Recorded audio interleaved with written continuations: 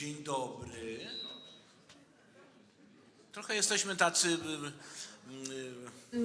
Parę osób poległo niestety, ale my tak się bardzo cieszymy, że jest nas tyle, ile ma być. Witamy w drugim dniu. Ja przekazuję panu profesorowi Bonenbergowi, So welcome on day 2 of this conference. I give the floor to our moderators of this session, and I'm leaving you, ladies and gentlemen, with them.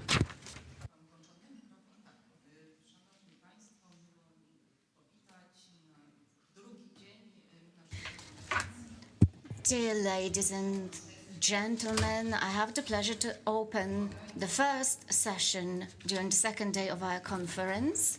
So, together with my colleague, we are going to moderate this session. Unfortunately, Professor Gzel is not here with us, so we are going to moderate this session together. This is the first time I've been moderating a panel during our conference. It's been a great honor, so thank you very much for the invitation. And now moving on to the key part of the session, let me announce and introduce a pair of researchers, Kinga Rybak-Niedziółka and Mikołaj Donderewicz, who will speak about cities as part of the landscape structure, meaning and phenomenon. Good morning. Continuing a practice of yesterday's speakers, I will speak Polish, but presentation is prepared in English. Proszę Państwa, kwestie związane z miastem były wczoraj poruszane w bardzo questions concerning cities were raised yesterday in a very broad context. City and its links to a variety of philosophical currents, as well as the different approaches to the reading of the city, starting from physiognomy to a variety of meanings. These are the things we talked about yesterday, that the speakers touched upon yesterday. So I will also try to refer to these topics. The presentations, the papers yesterday emphasized not so much the anthropogenic, but rather humane aspect of what we understand as a city. I will also refer to these topics. Yesterday, researchers also talked about a city as a landscape, especially our Italian colleagues spoke about this topic. And this philosophical and methodological construct is very broad on the one hand. It contains a variety of interpretative possibilities. But, on the other hand, it points out to certain contemporary currents. The city nowadays is not so easy to define. So the dichotomy I want to propose, the dichotomy between the structure as a meaning and phenomenon, this is something I would like to dedicate to this changing way of thinking about cities. So I will try to present the key assumptions of this approach, focusing on the goals of using this method, of this approach to cities. I will also refer to the very definition and specific elements of the construct I will try to present. So when it comes to the main thesis, the starting point for me is the researcher. The researcher, his or her capabilities, possibilities, but also sensitivity. So the approach that assumes the dichotomy between the structure and phenomenon relies on emotions and on values. These are the elements that influence the definition and the diagnosis of a city as such. What I find important is the link between the city and the landscape and the interchangeability of these concepts. Both city and landscape are mutually penetrating concepts. In the current way of thinking about cities and landscapes, borders between the two may be blurred. This dichotomy related to the meaning, structure, and phenomenon aims at approaching the city, recognizing it, starting from the most material to the most ephemeral elements. So, what are the key assumptions? So, the recognition of this phenomenon, of this ephemerability, needs to be reached. Importantly, we need to pay attention to the entire spectrum of things, not only to the visible aspects, but also to those that we perceive as feelings. Well, the structure, or rather scheme, contains in itself the division into specific layers, from the most physical to the most ephemeral ones. Then we have the manner of interpretation of all these elements and the purpose of our search that's related to the identity, but also with the establishment of what actually exists. At what point can we recognize, identify space and places? And here I'm referring obviously to the Auger philosophy about the existence and non-existence of places. But I also want to rely on our researchers, urban planners, philosophers, as well as sociologists, where all of these relationships are examined, defined. And here let me just mention Kosiński, Zuziak, obviously Weichert, as well as of researchers closer to me, Królikowski. So these experiences are also contained in this very construct. And when it comes to methods themselves, let me tell you the following. This approach is related to phenomenology. This is our basis, both as a philosophical current and as a way of thinking, understanding, construing the world and space.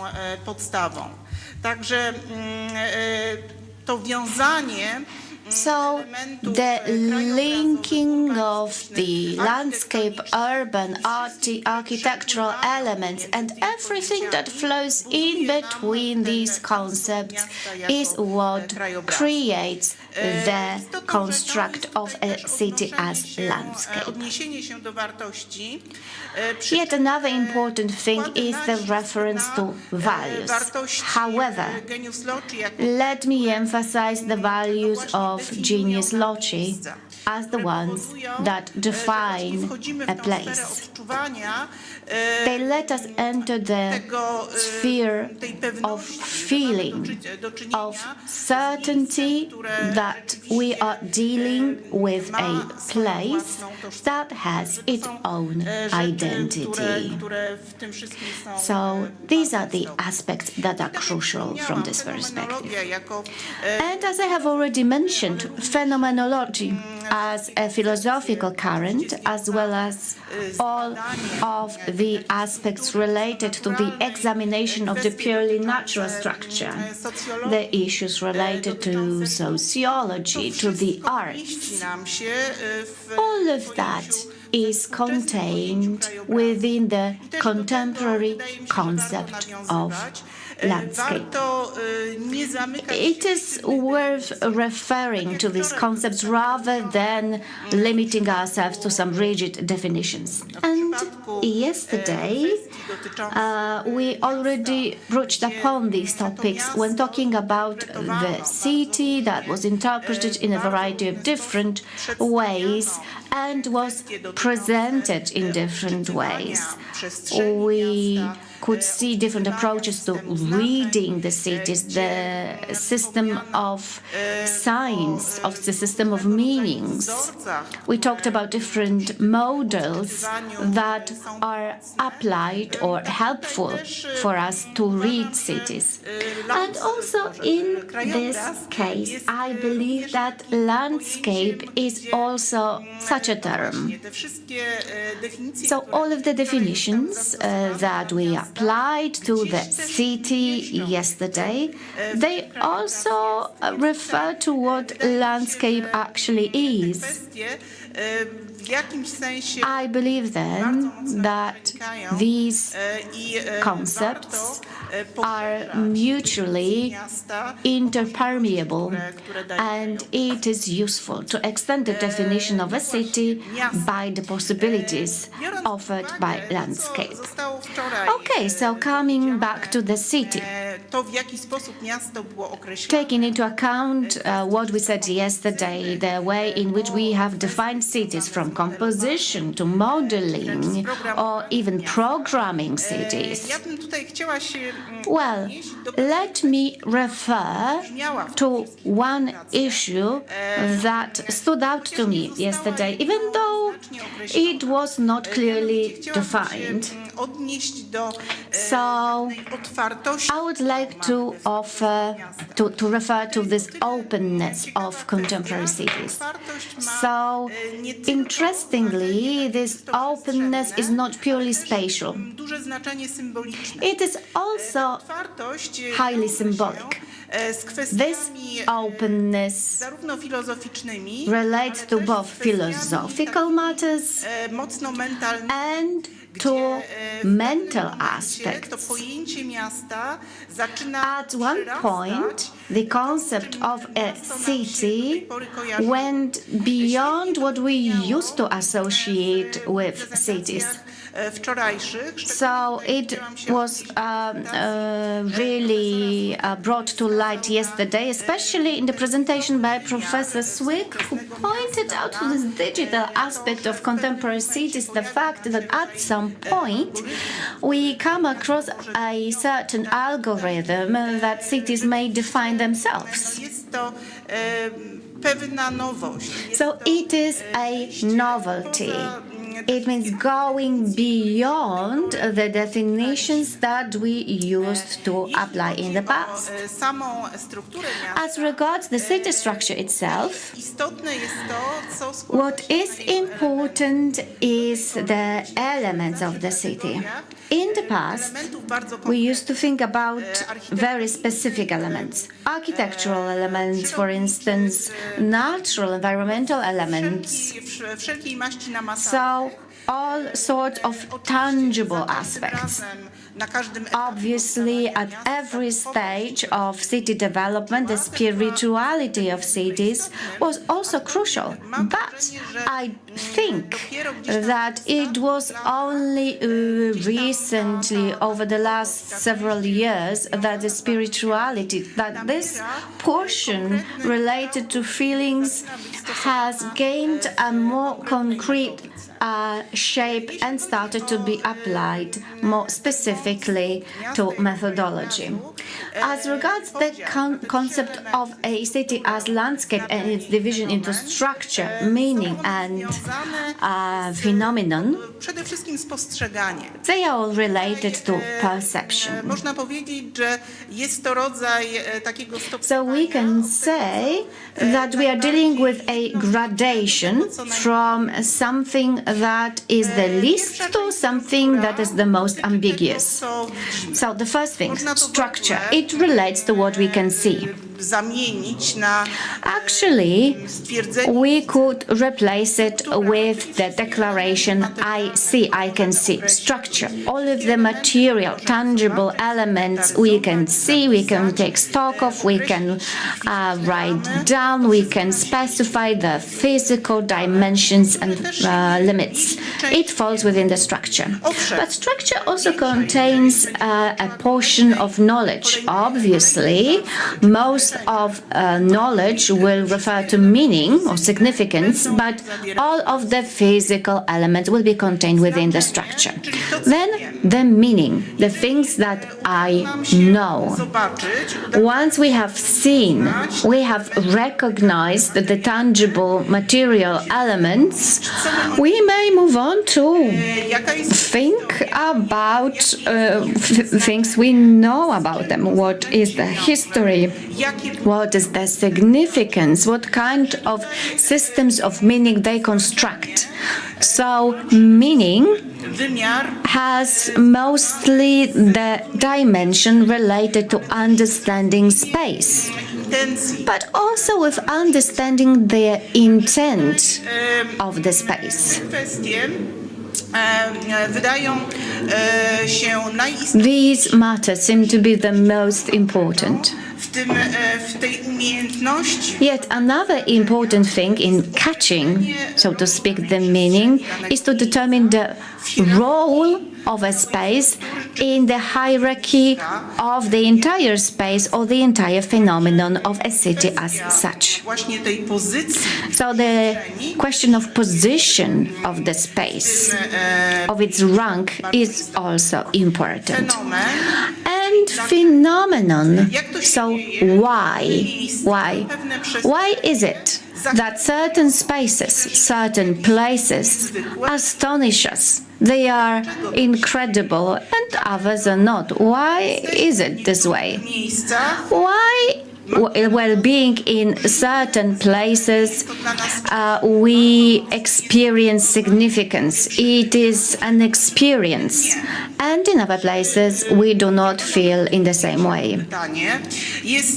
The answer to this question is very difficult to frame within objective limits. A lot depends on the researcher, the person who is in a specific place, and the capacity to recognize genius loci seems to be highly important. Here, genius loci is a key for recognizing whether we are indeed dealing with a phenomenon or maybe a more usual kind of space. So the category of genius loci serve as a catalyst for reading the systems of value.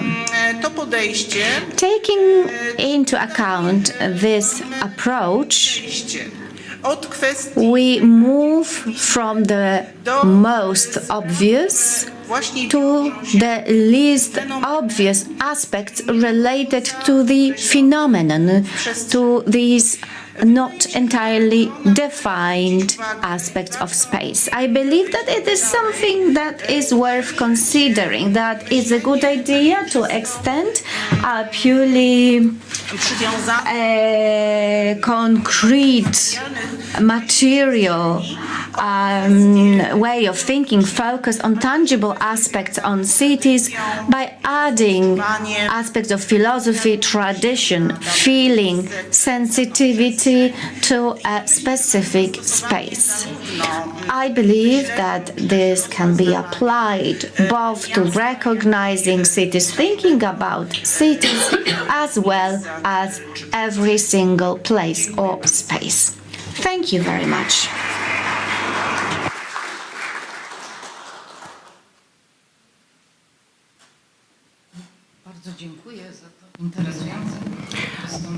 I thank you so much for this very interesting presentation, which follows up on yesterday's presentations. It was the city as a landscape and city as a varied structure, as you presented. One element which could be added here, this element is the element that was the focal point of some papers yesterday. I mean environmental sciences, because I found 4 levels of a landscape based on the destruction, level of destruction. So we have a destroyed landscape. So heavily industrialized land and urbanized land requiring recultivation. So I truly hope that the cities that we discuss are very different cities in the sense that they do not require to be rehabilitated. And I really liked your saying that cities have an identity. That would be absolutely amazing if all cities could have their identity. Thank you. And now, let me introduce the next speaker, Professor Federica Visconti from Naples. Lecture will be architecture, archaeology, and the city.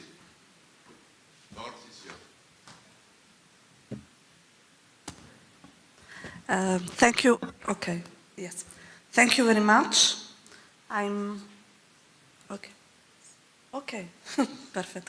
I'm really happy to be again in Krakow, and in some way I think the theme of the conference of this year, Architecture and the City, is for the Italian architects something special, because the title recall immediately the book by Aldo Rossi, The Architecture of the City.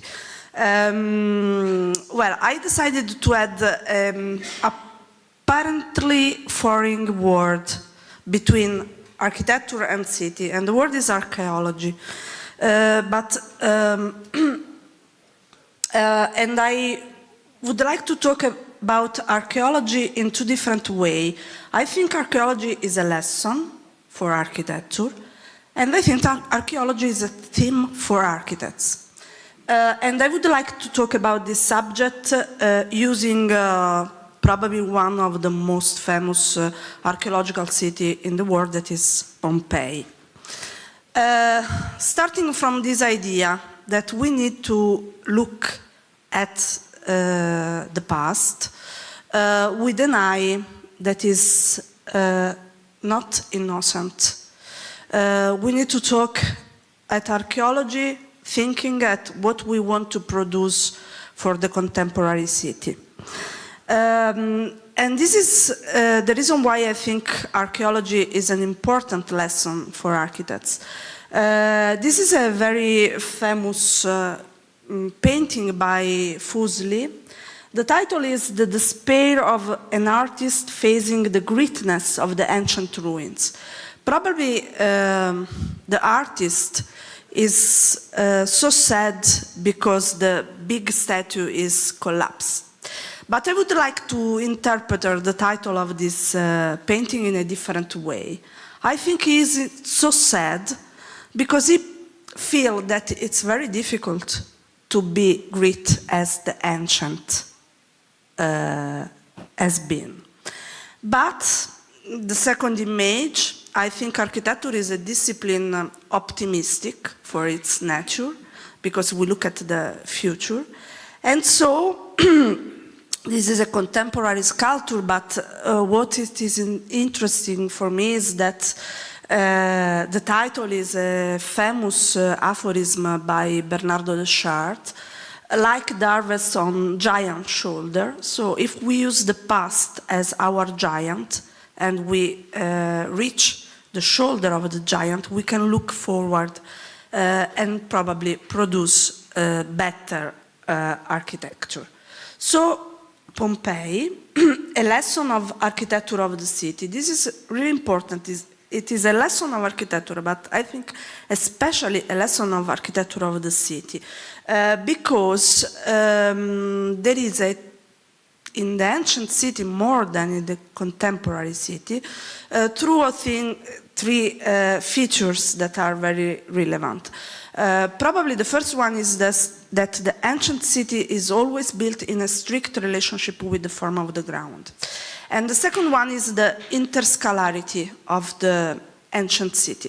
In this sense, I think Pompeii demonstrates that there is a very strict relationship between the general forma urbis, the form of the city, the form of the insula, that is the elementary part of the city, and the form of the house. And obviously, the vice versa is true. Why it is interesting to study an archaeological city and not only a living city? Because we have this opportunity in the archaeological context. We can observe from above not only the roof plan, but the typological map. The state of ruins of the archaeological city show the structure of the city in a more deep way than in the living city. So this is Pompeii, probably it is well known. And this is exactly what we can see, the typological map. And what we can understand from the typological map. Okay, this is a Strassenbau, so a road map, that try to put in evidence the structure of the city in the relationship with the form of the soil. You can see the level curves and in its evolution. But probably more interesting is the figure background plan that, okay, in red we had the not excavated part of Pompeii that show that Pompeii is a dense city where all the buildings are aligned along the street and completely fill in the block. But there is another character, this is the historical evolution, that Pompeii is a dense, compact city, but also a porous city, full of holes inside the structure, and this is exactly related to the relationship between urban morphology and building typology, because we have the courtyard and the patio house as the typical building typology of the city. This is another way of analysis that was invented by a friend of many of us, that is Uwe Schröder of the University of Aachen in Germany. And this is called the red-blue plan, and it is related to the idea that we need to understand the city not only in the typological map, in the bidimensional condition, but also in the three-dimensional condition. So red spaces are spaces that have a character of interior space, while blue space are spaces that have a character of exterior space. And also this kind of analysis is an interscalar analysis, because at another scale, two different gradations of red appears, and so dark red is interior spaces, like this one with 4 boundary and a roof, while light red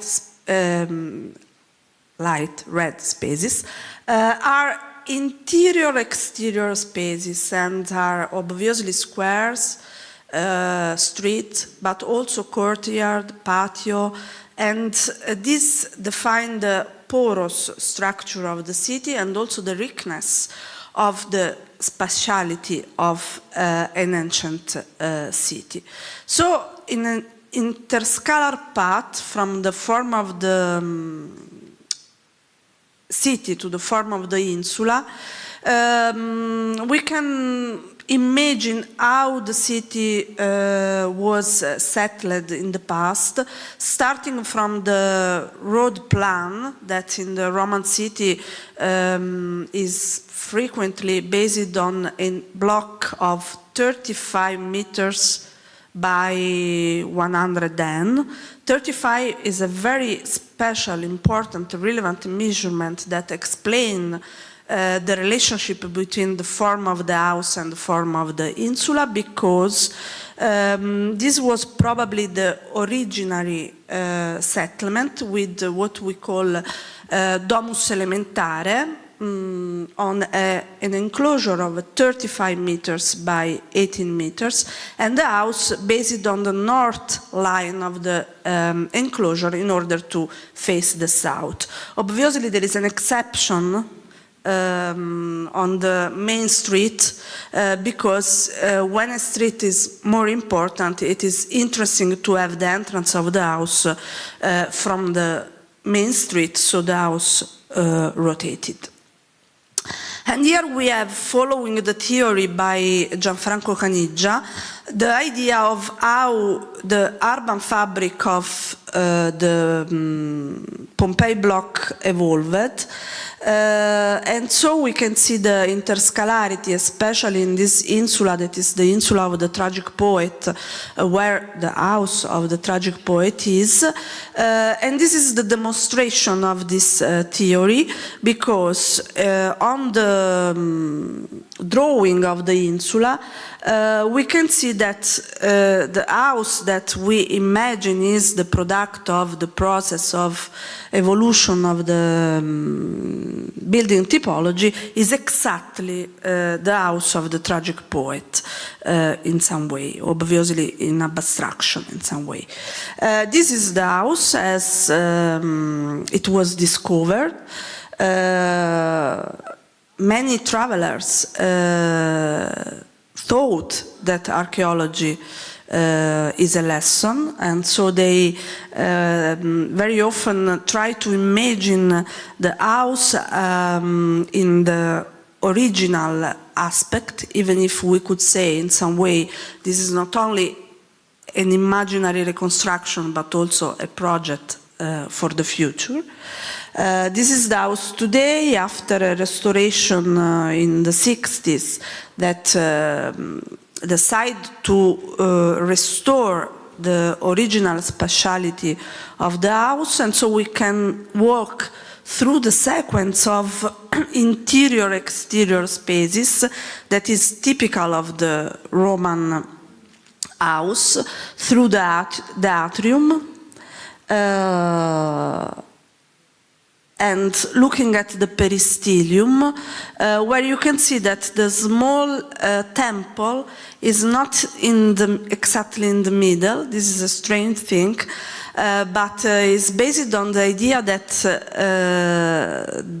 the plot is not exactly orthogonal, and it was necessary to see the temple as the final point of an axis and of a sequence.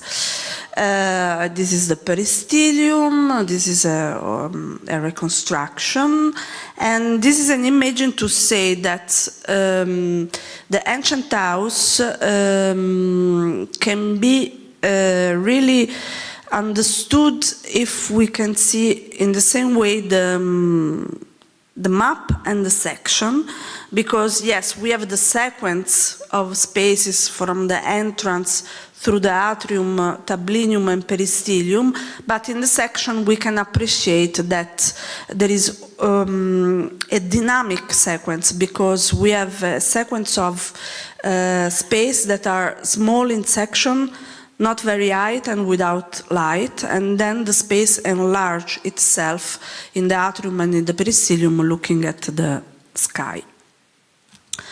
Okay, this is an axonometry from below that show in the same moment the plan and the space. Le Corbusier understood very well the Roman house. Those are sketches of 1911, and he decided to draw only the system of a void, not the room all around, because he understood that the typology of the Roman house in some way could be defined as a house built around a void. And I think why archaeology has a lesson, because I think that in some houses by Le Corbusier, in a contemporary way, in a completely modern way, the idea of this sequence of spaces in between interior and exterior are the theme of Le Corbusier composition. It is a lesson, and I try to explain this subject also to my students. This is an exercise of students of the first year of an architectural design studio. I asked them to, I assigned them a plot extracted by the insula of the tragic poet, and asked them to design a contemporary patio house, and then we rebuilt a kind of abstract, ideal, analogous insula. Probably you can recognize the house, the three-courtyard house by Miss van der Rohe, but also below on the left, an house that is redesigned looking at the ancient house of the tragic poet. So it's not a problem of chronology, the idea that the past can be used as lesson for contemporary architecture. Exercise of the students. So obviously the city is not made only of houses, but also of urban public spaces. Again, Le Corbusier understood obviously this thing. Other sketches of roads and of public spaces in Pompeii. This is a very interesting drawing by Le Corbusier, because he said that not innocent eye. Le Corbusier rebuilt the columns of the Temple of Jove and wrote, I rebuilt the columns because I need to understand the space. I don't look at the archaeology as a ruins, I look at archaeology as lesson of architecture. The forum in Pompeii, the rectangular forum and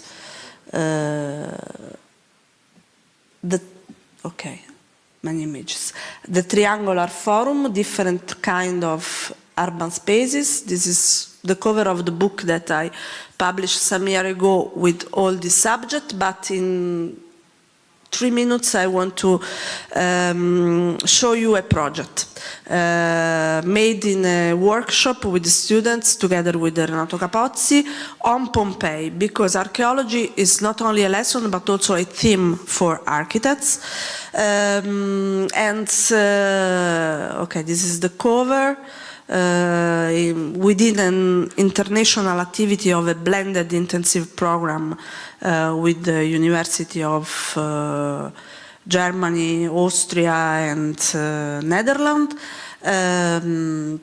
Different groups work on the south boundary of the archaeological city. This is our area of project, so the south boundary between the archaeological city and the contemporary city.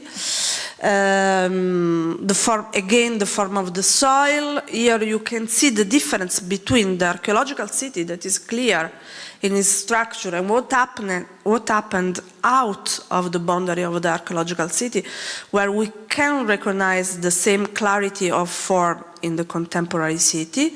And so there is this margin, this board that is strictly related to the most important public space in the archaeological city, the Roman Forum, the Triangular Forum, the big gym with amphitheater. Again, the red-blue plan, so the city of interior spaces in the archaeological area, and a city that, yes, is more related to the open space, but where the open space is not the structure of the city, but only residual area. And so this is the project that call in some way the presence of the main public spaces of the archaeological city and work on this boundary, giving a thickness to the limit and putting inside some new buildings, some figures able to represent the new entrances to the archaeological city, and in some way new figures in this thickness that is now natural. Looking at some composition by Malievich, so starting from the west, this is the idea to put on the limit of the contemporary city some alignment of the archaeological city and some building of services for the archaeological area. Here you can see the relationship with the difference in level of the archaeological city related to the contemporary city. Some images. And this is the second section, where there is an important necropolis of the Roman city that we decided to cover to protect the monuments and to design a new device of entrance to the archaeological city in a very relevant point. I'm going to the end with some images. In order to say that probably what we would like to do, quoting Richard Sennett, that say that a limit is a place where something ends definitively, while a boundary is a place where something different can exchange. We decided to transform a limit between the archaeological city and the contemporary city in a boundary when contemporary city and the archaeological city can dialogue each other. Thank you.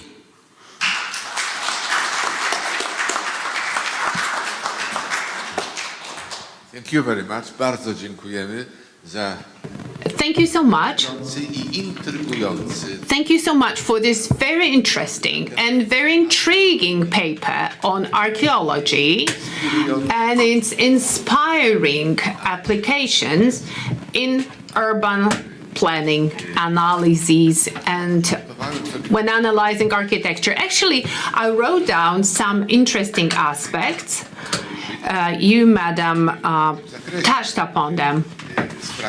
So, for example, typology of city, evolution of urban structures, and relationship between functional concepts and the relationships between internal and external space. So it is all closely related to what you classified as the archaeology of a city in its broad sense. So my conclusion is that I believe that such approach to archaeology that has been presented in this paper, Madam, is a great inspiration. And I don't think that everyone has discovered that inspiration that can inspire us to model and create a life in contemporary cities. And here, you, Professor, also emphasize the compactness of a city, and this is what I appreciated, and also the method in which plots are developed, and that models city life. So congratulations, Madam, a very interesting approach to this topic. Thank you. I proszę Państwa, przechodzimy do kolejnego wykładu, kolejnej prezentacji. Dear colleagues, let us move on to the next presentation, and now let me welcome Daria Bręczewska-Kulesza, who will speak about architectural icons of cities from the 19th and early 20th centuries. Dzień dobry Państwu. Good morning. I feel truly honored to be able to speak among so many distinguished speakers. So thank you very much for the invitation to your Ja chciałabym Państwa conference. również przenieść nieco w przeszłość. I also want to take you back in time, maybe not so much, but reading the thesis of the conference, I started thinking about the architectural icon. Definicji mamy bardzo dużo. We have many definitions of architectural icons, so I was wondering if this concept can be also applied to the cities from the beginning of the 19th and the early 20th century, so the early modern cities. Was this concept perceived in the same way or maybe in a different way? So following my research, I selected a few definitions. Today we refer to icons as new buildings that are surprising, that are unique. On the other hand, historic buildings that are well recognizable, unique buildings that are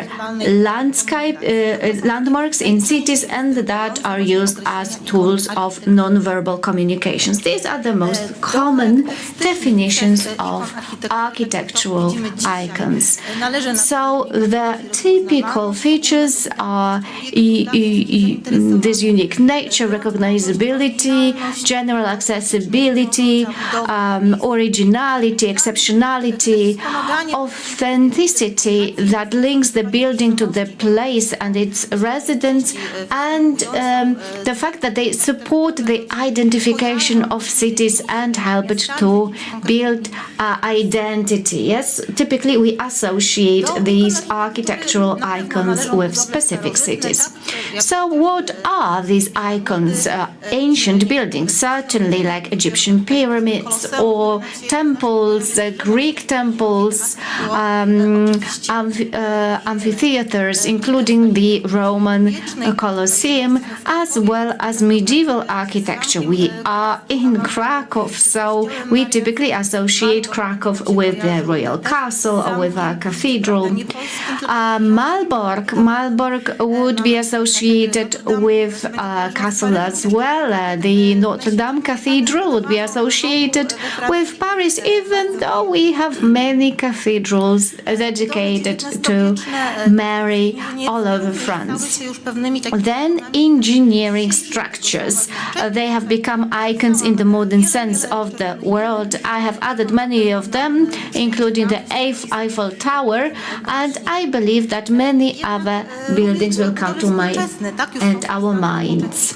But certain contemporary structures have or are trying to reach the status status of an icon, well, the time will tell if they will succeed. There are a number of buildings from the 20th century that we also closely link to specific cities that built the identity of these places. But the questions I wanted to ask ourselves are different. Can we refer to the 19th century buildings as architectural icons? Were they referred to as such icons when they were built, or is it our thinking that is being overlaid on them? And why we have selected some buildings rather than others to be the icons. So I tried to apply these criteria to the 19th century cities, and I tried to look at these cities with the eyes of the inhabitants of the cities at that time. So let us move back in time to the period when these cities were being erected. Were these buildings unique at that time?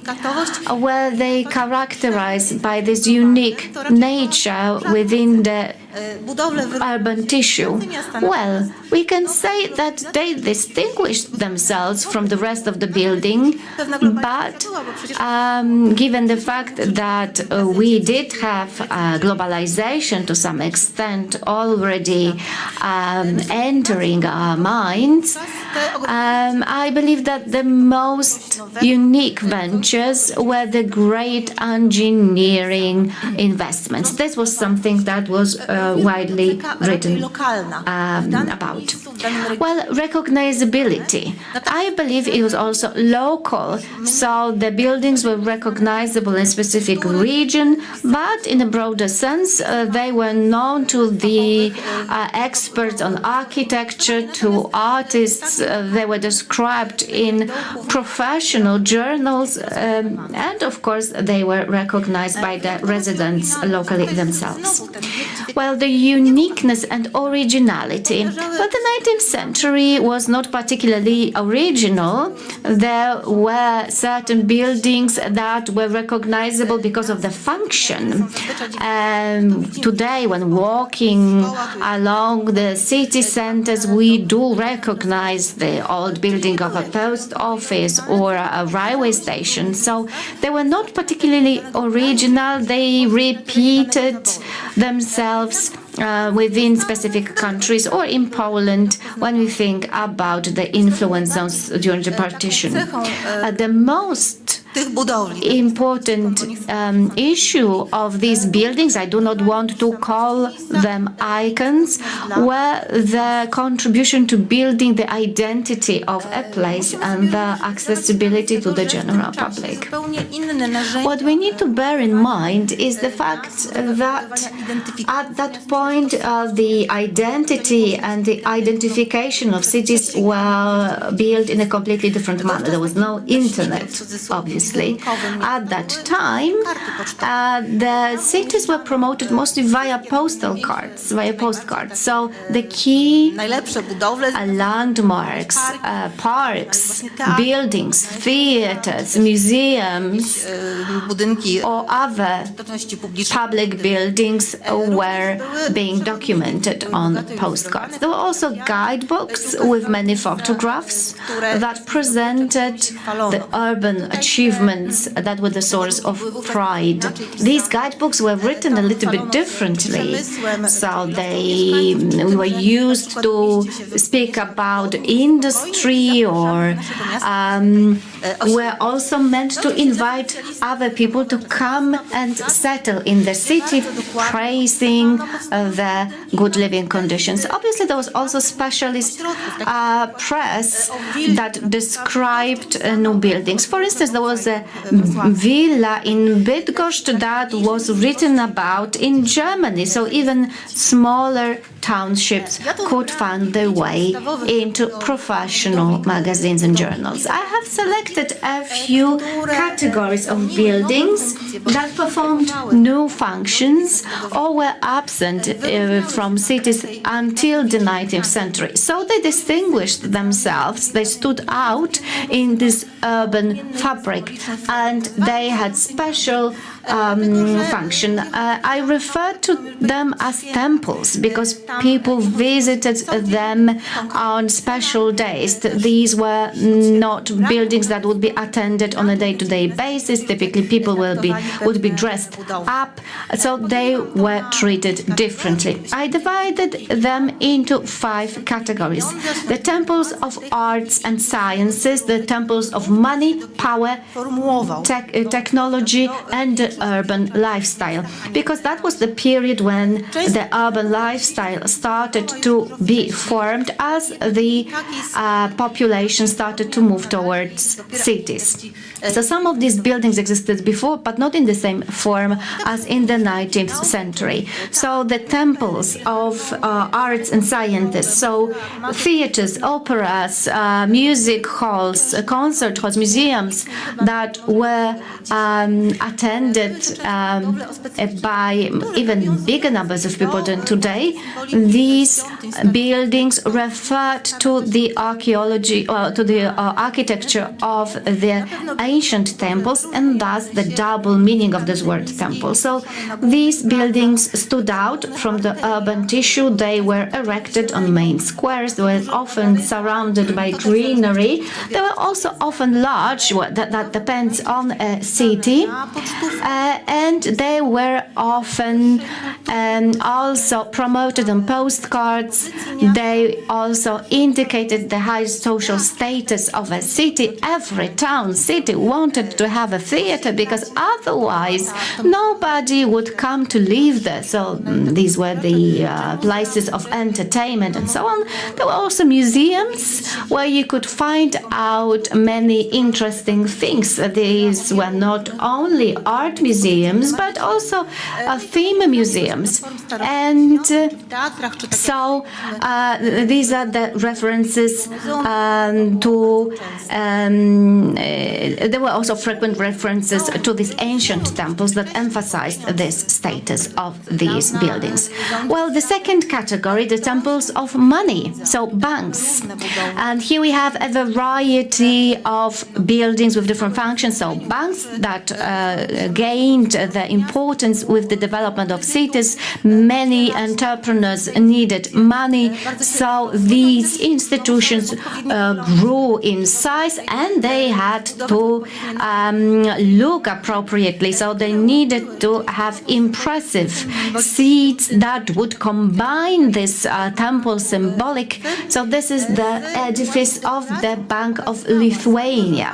And they also wanted to exhibit, to show that the money they lent were used to promote technology.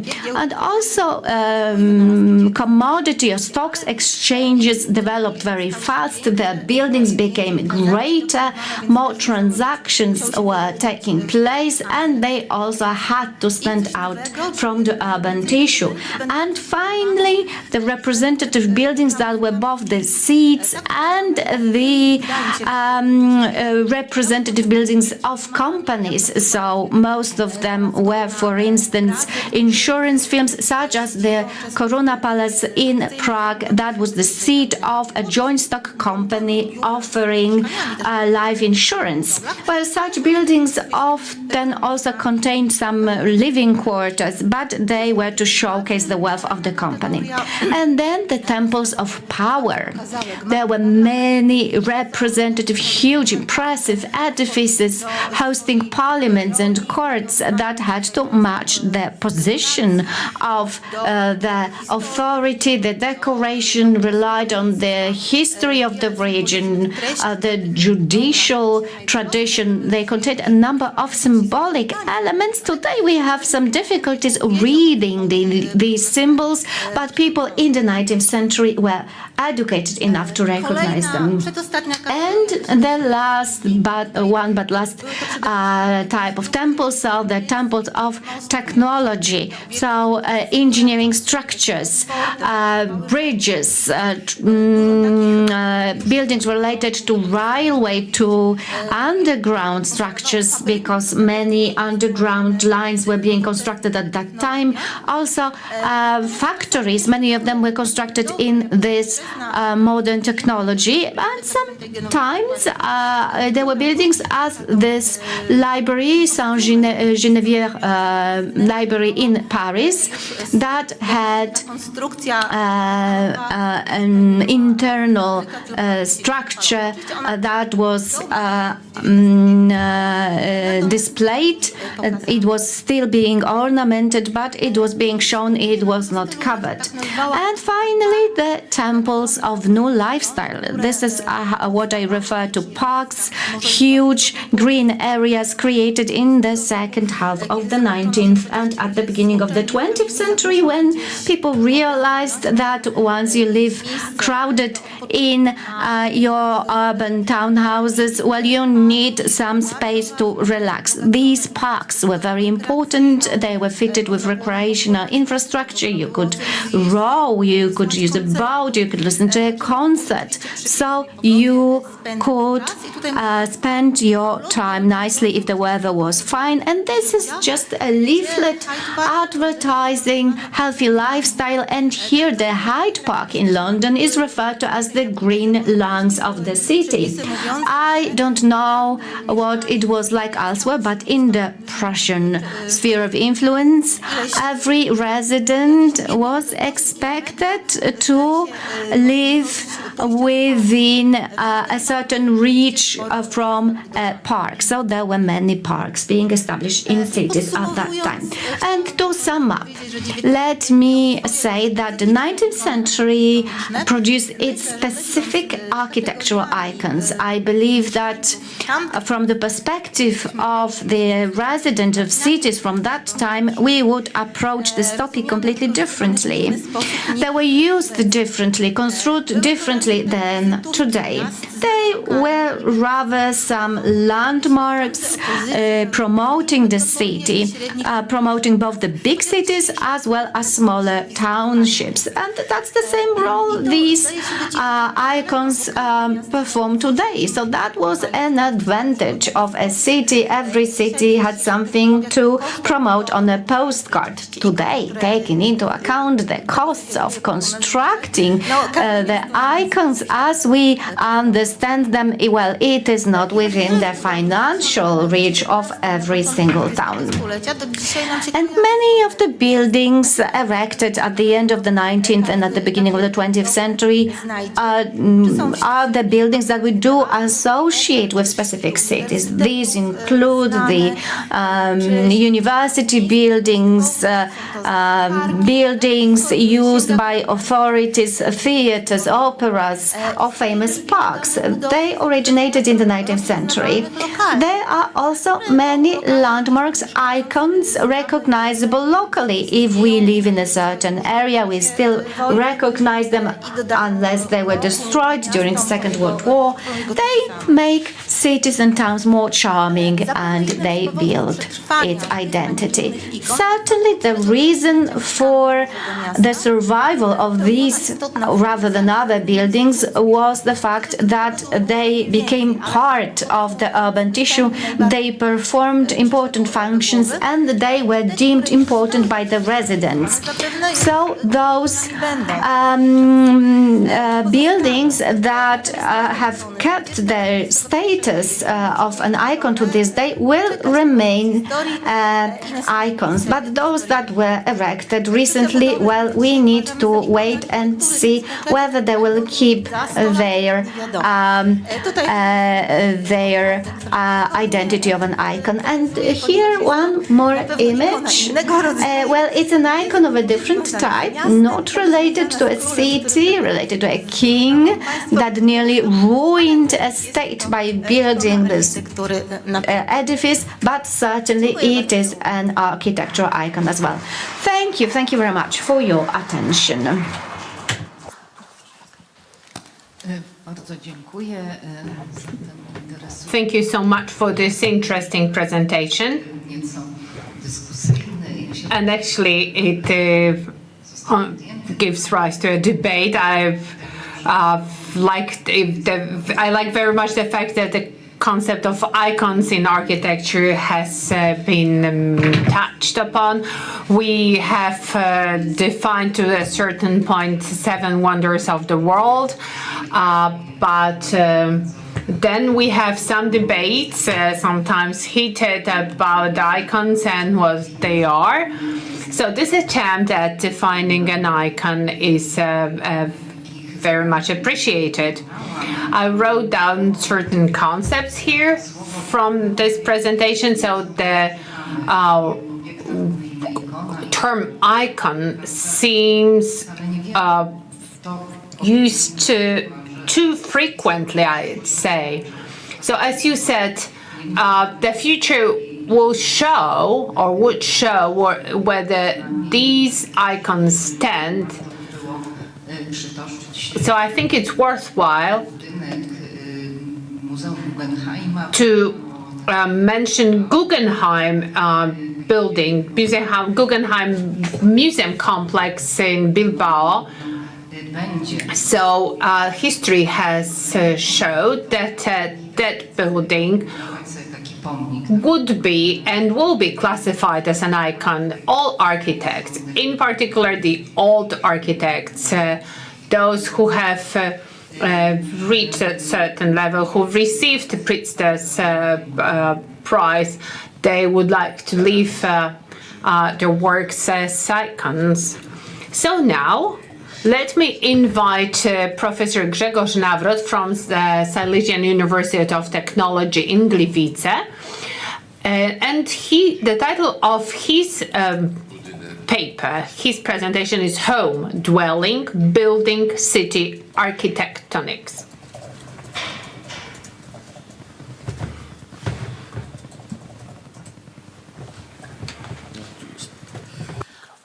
Dzień dobry Państwu. Dziękuję wielce. Good morning, everyone. I'm very grateful to the esteemed organizers for their invitation, for including me in this session. At one of the latest conferences devoted to defining architectural space, when we spoke about myths in architecture, I spoke about durability of an architectural object. A city is a certain architectural object, and I will refer to that in my today's paper. So I'll be speaking about permanence or durability of an architectural object. So perhaps let me start with a question to which an answer can be obvious or seems obvious. A city does not exist without its inhabitants. For whom is the city? Its inhabitants are its content, and for them it is built. Therefore, its fundamental character is defined by the interaction between the inhabitants and the nature of the work. The way of life is related to the place of dwelling. This is also the consequence of the location and nature of the work. Hence, the conclusion is that by changing the nature of the inhabitants' relationship, we change the city.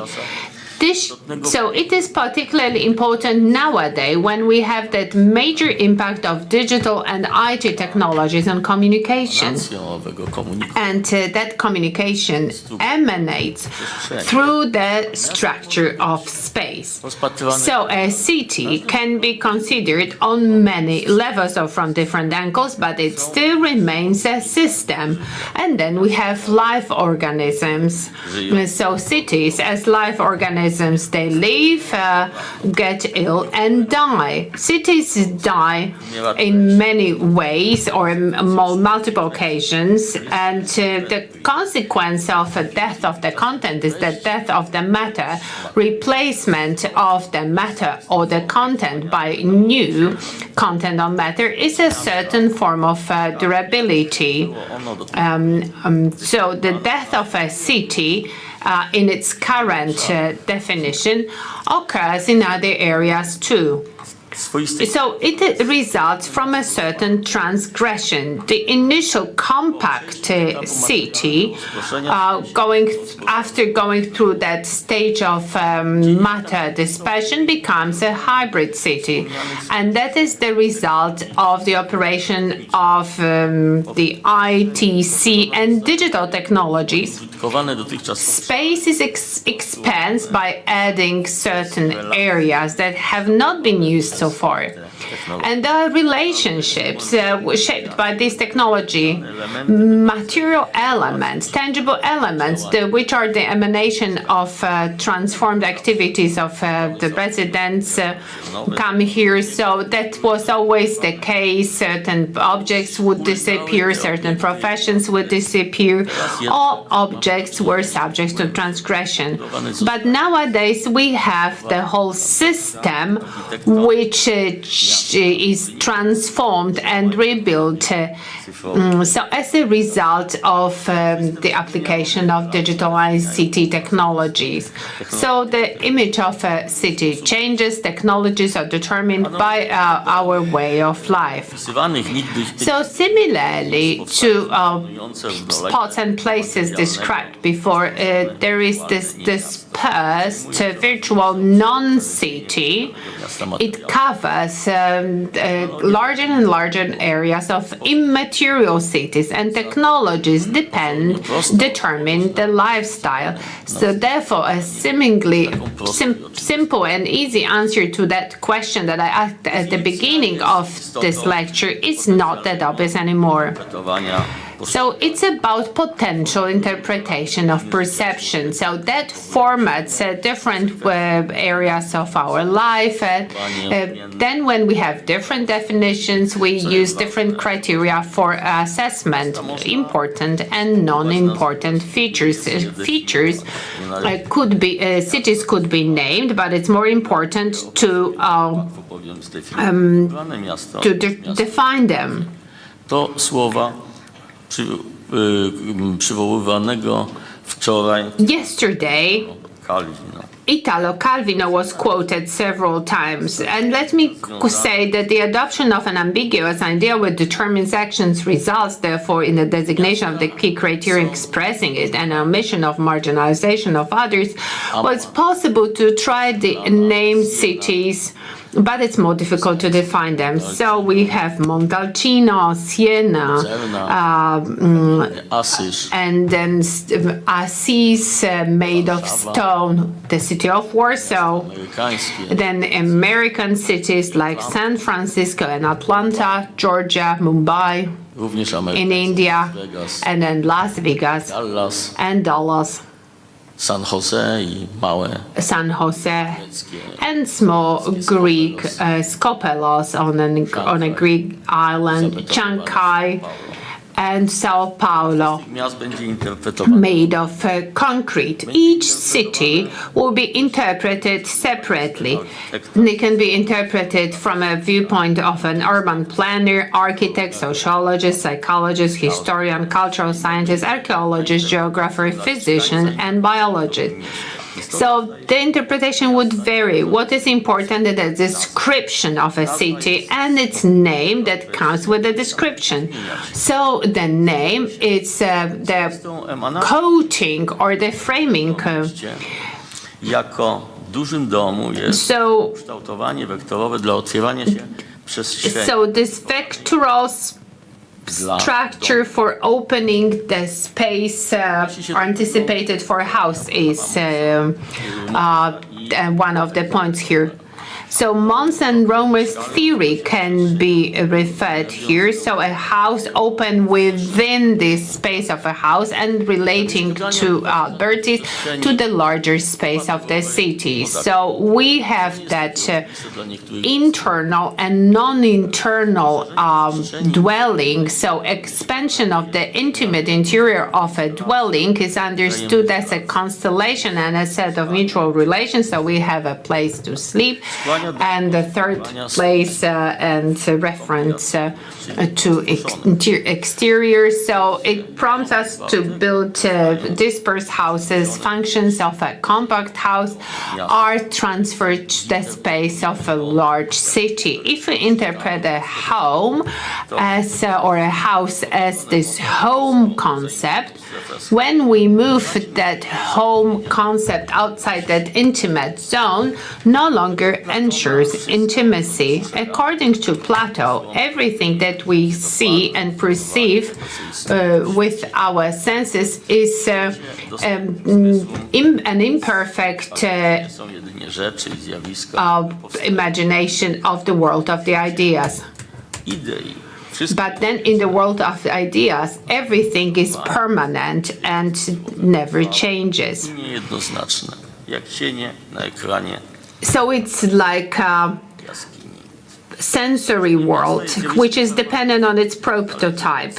So formatting, so this is the permanent system. It depends on the prototype, the world of ideas, the material of which it is made, and the action of the builders. And architectural matter, in turns, is a kind of reflected image of an area, a formatted interpretation, an illusion on a Platonic screen of a cave. Formatting this structure of a space is constructing a system.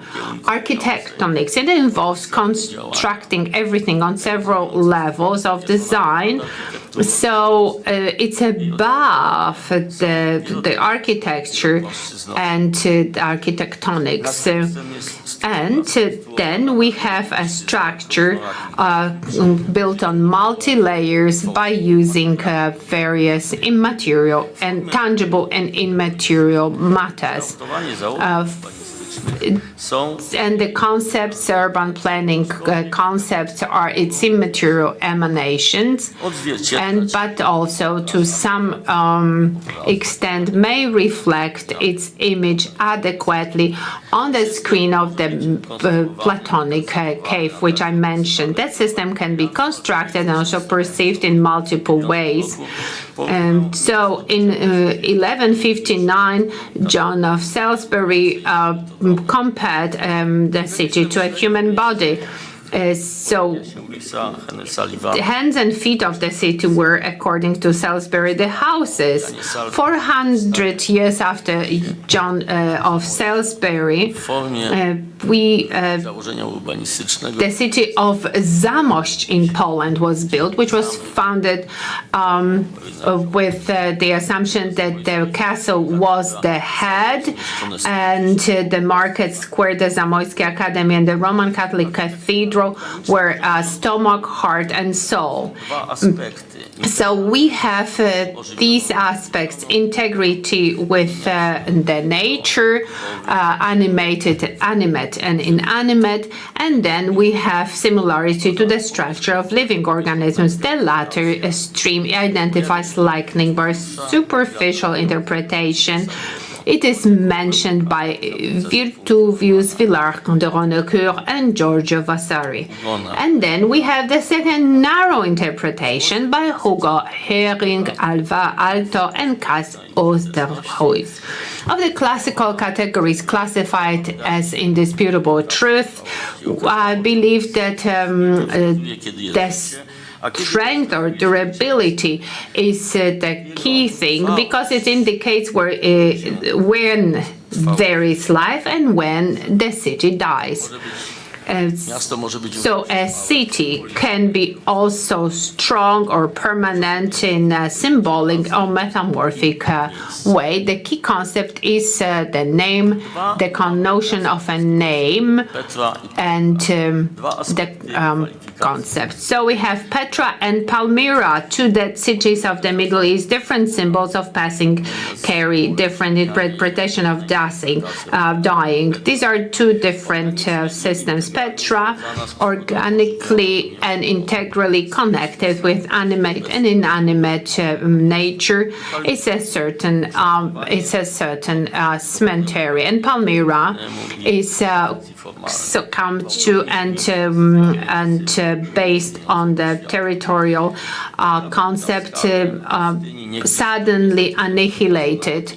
Petra was built on the route from India to Egypt and from Arabia to Syria. And in the 6th century BC, the Nabateans recaptured it from the occupying Edomites and defended its independence on several occasions against the Ptolemies and Pompey and Octavian Augustus.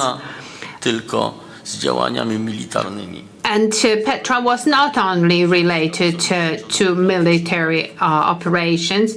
So, for example, one of Pompey's quaestors received a huge bribe. It lasted metaphorically until 363 when it was finally destroyed by an earthquake, and it's a dead place on the map. Palmyra is an example of metaphorical existence ending in a non-metaphorical sudden death. So it was already mentioned in the Old Testament and on the Silk Route, with its first traces appearing in the Neolithic, first inhabited by the Arameans, Arabs, and Romans, and underwent a permanent expansion as a result of new content and new functions emanating in the form of new architectural objects. During the Roman times, it found itself on the border between the Roman Empire and the Parthian state. It received some colonies by the Emperor Hadrian. And the rebel queen Zenobia made it the capital of her empire. Then it was reconquered by Rome and became the seat of a garrison as a bishopric, destroyed by the Arabs in 744, and by an earthquake it continued to operate as a settlement. In the 20th century, it was an archaeological center. In 2015 and 2016, these historical monuments were blown up by the ISIS militants. So we have this link in a model system where, according to Abraham Moles and Elizabeth Romer, human beings and the types of their activities are one element subordinated to the overall structure of the whole accessible world. So Jean Baudrillard wrote 800 years ago a certain epitaph of entropy, which initiated destruction, repeatedly dying today. It is a dead city. Now, a few words of summary. Metamorphical continuation of a city is related to the logics of erosion. So it's about building something in parallel, something which operates continuous. So a city is built by common elements of reality. It is not entirely a formal phenomenon, but also a structural phenomenon. It interferes with the structure, which changes the formal structure, which is its emanation. The form of the structure in the face of its widespread replication is secondary. So we have the initial concept, initial view, and potential beauty. As a result, the space of the city in a longer term horizon is not permanent. It's a symbolic sense, and Palmyra would be a great example from its inception to its death. Thank you. Bardzo dziękujemy panu profesorowi. Professor, thank you so much for such a multifaceted and philosophical presentation of an idea of a city, for showing us its system and its process of growth and death, and for showing how the passing history of cities. I really appreciated your referral to the Platonic philosophical idea. And temat naszej konferencji. It really fits very well into the topic of our conference. So perhaps the question would be whether such Platonic idea of a city is not dependent on our intentions, beliefs, and do we have that idea at all? Because if we do, therefore, according to the Platonic philosophy, we cannot access it. We can only try to read its shape in a better or worse manner. So there are certain, as you were saying, certain shades and shapes illuminated and reflected on the cave, and this way we can only decode certain aspects of a contemporary city. Takie pytanie, czy ten rozwój, czy te So here comes a question then w tej platońskiej about the development and the rules, if they are entwined and come with this Platonic idea. czyli czy Are they determined? zapisana Is the future of the city already czy mamy do czynienia z takim set in the sense that we know z czymś where it is heading to, or perhaps konkretnych relacji are we dealing with the denial of determinism and the fate which depends on the consequences of human deeds? I truly hope that the latter is more probable, is more true, and that's the one which comes with the Platonic idea for development of cities. Thank you very much for the paper.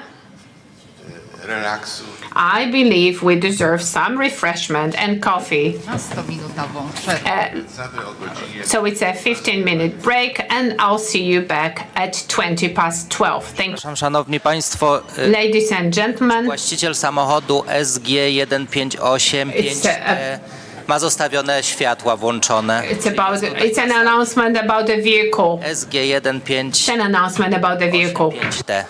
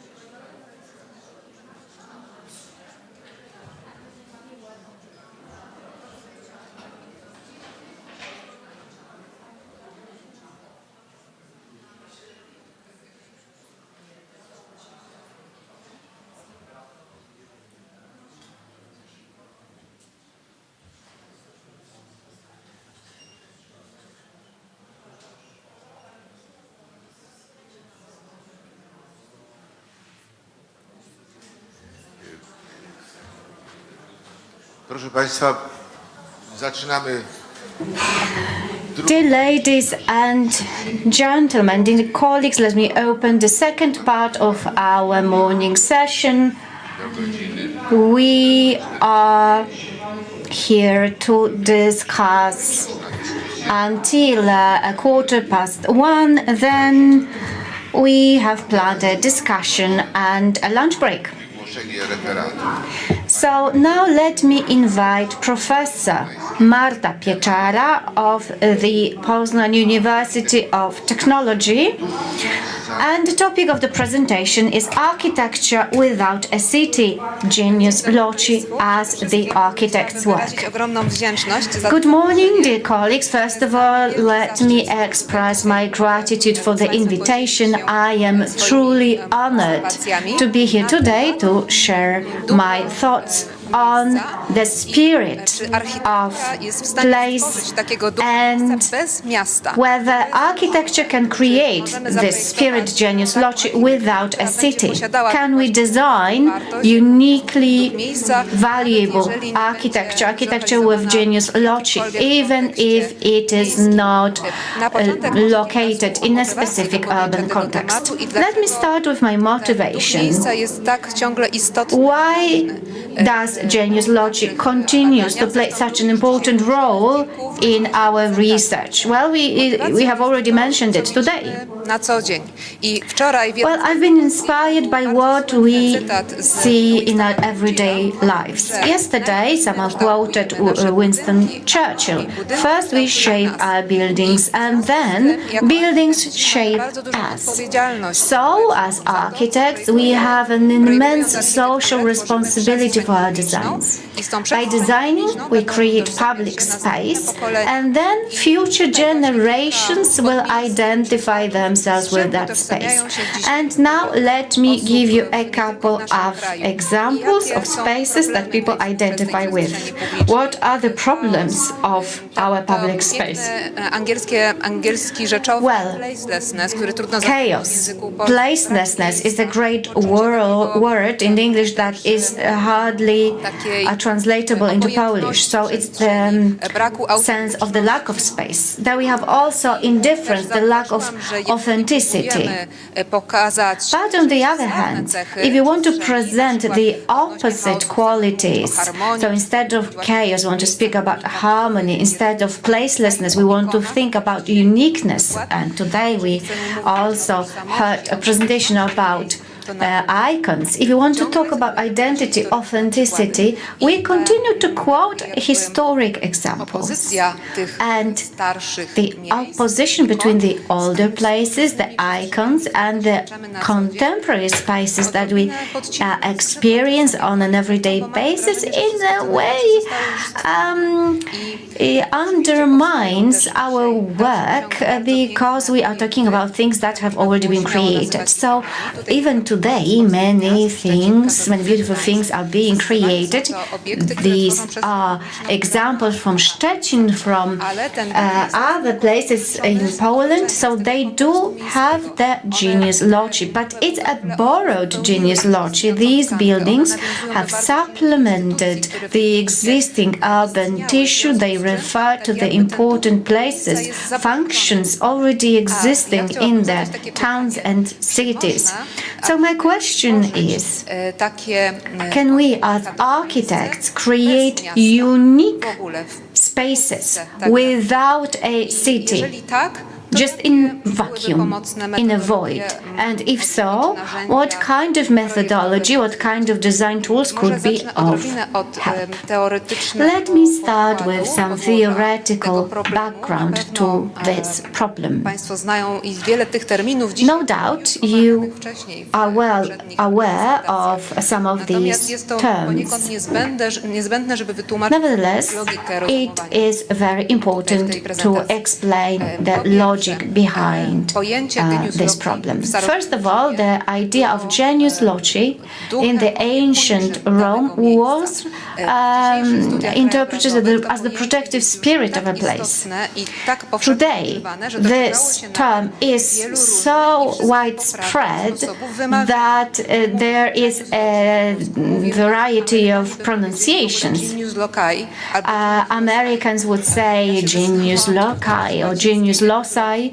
I decided to say genius loci, but it's a term that is being used in the discourse in philosophy when speaking about landscape. And one of beautiful definitions that we come across in landscape studies is that genius loci is the value that defines the character of a space, and hence this direct link with identity.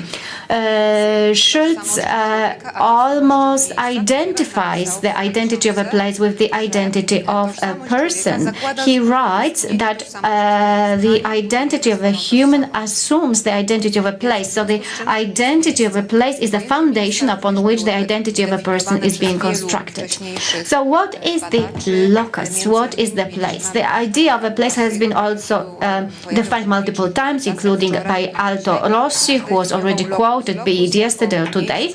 So he defined locus as a place where the human history is taking place. And it has these physical elements, the historical elements, or the events that take place there, and this important element of human memory, which is closely related to the theory by Nora, so that we have places of memory that provoke certain memories, revoke the past. And there are also similar terms used to define a unique place in the definitions by London or Moore. These are the places that we remember, that make part of our lives, that we take care of. These are the unique places. These are the icons of our public space. And Frampton defines them as place forms. So places that also have a form that within this urban, that stands out within this larger urban structure. And if we wanted to quote even more definitions by researchers, they would have certain common aspects. According to all of these definitions, a unique place, this unique locus, has some elements derived from the landscape, artificial elements that are added on, so architecture, and refers to collective memory of the people. And insofar as the first two elements constitute the structure of phenomena that Schultz was talking about, we also have the second aspect, the aspect of human memory, underlined by Rossi. And this directly refers to the history of a city and the city itself. Now, trying to find an answer to the question as to whether we are able to create new unique cities without, unique places, without a city, without these layers and layers of history that ensure this continuity of human memory, I wanted to show you a project that all of you know, but maybe not all of you have started its construction from the very beginning. So our case study is the Salk Institute in La Jolla that was designed by Kahn in the 60s. So why is it the right case study? It is listed among the examples that define a unique space. It is also one of the very few cases, very few examples of architecture that was placed in a completely undeveloped area, far away from inhabited areas. When the project was commissioned, there was nothing there, just empty city landscape. So let us actually start at the very beginning. So the architect went to see the plot. It was at the beginning of the 1960s. This is what he found. He took quite a lot of black and white photographs that showed a variety of landscape formations, so mostly cliffs that were quite high, and a plateau that reaches the ocean and ends with the cliffs. And the plot was actually cut through by there were stones that cut through this plot as a result of erosion. So as I have said, the designer, the architect, took a lot of photos and he ordered an exact model of this plot. At this point, he didn't know the exact limits of specific plots. The area was completely uninhabited and there was a road nearby. He only got information that this is where he is supposed to place his design, and the exact borders of the plot will be established later. So, on the basis of this model that he ordered, he made drawings, he also examined his pictures, and he noticed three interesting forms of landscape. So, the cliffs that provide a beautiful viewpoint to the ocean, there is the canyon that is shaped by the water, and the plateau, which is easily accessible from the road. And these three features of the landscape served for him as an immediate source of ideas, of references to the history of architecture. And today we listened to an interesting lecture on archaeology and its role in design. And this is what Kahn relied on. So he sketched bridges he saw in Italy, a variety of facilities he came across during his travel, mostly originated from his journey to Rome and Italy. So this is where his first vision came from, the three independent parts of the institutes. It will be composed of a laboratory, a conference center, and the residential part, and all of them were to be associated with the three forms of landscape. So let me go back to the previous slide. And on the left, we can see the lecture hall, which is to the left, and it was supposed to be located above the cliffs and provide users with a beautiful view. Unfortunately, several months later, the architect received a bird's eye view of the land, and it turned out that the building cannot be located where he wanted to because the area was protected due to rare endemic plant species that can be found there. Nevertheless, in his first assumptions, the connection of this part of the plot with the conference center was so strong that he simply decided to move it a little bit inland in order to fit the limits allocated for development, but he still wanted to preserve this connection to the landscape. And the three parts of this project are then called as a reference to the old icons. So the conference center is the new Acropolis, the temple of knowledge. We talked about temples today. So that was supposed to be a temple of knowledge, a place for meeting. And then the Pompeian village. We listened to a lecture about Pompeii today. So it's an intellectual shortcut for the architect. He uses these picturesque images of houses, harmonious houses that are somehow fitted into this landscape. And finally, the labs. pełnią tą funkcję labs that perform the key role, the key function that he called a monastery. He was inspired by the monastery in Assisi because this monastery was listed by the client as the perfect environment for work for scientists.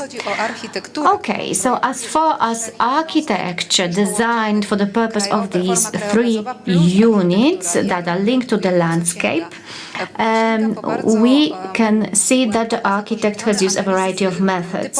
So he uses a very extensive typological analysis of architecture. He relies on the richness of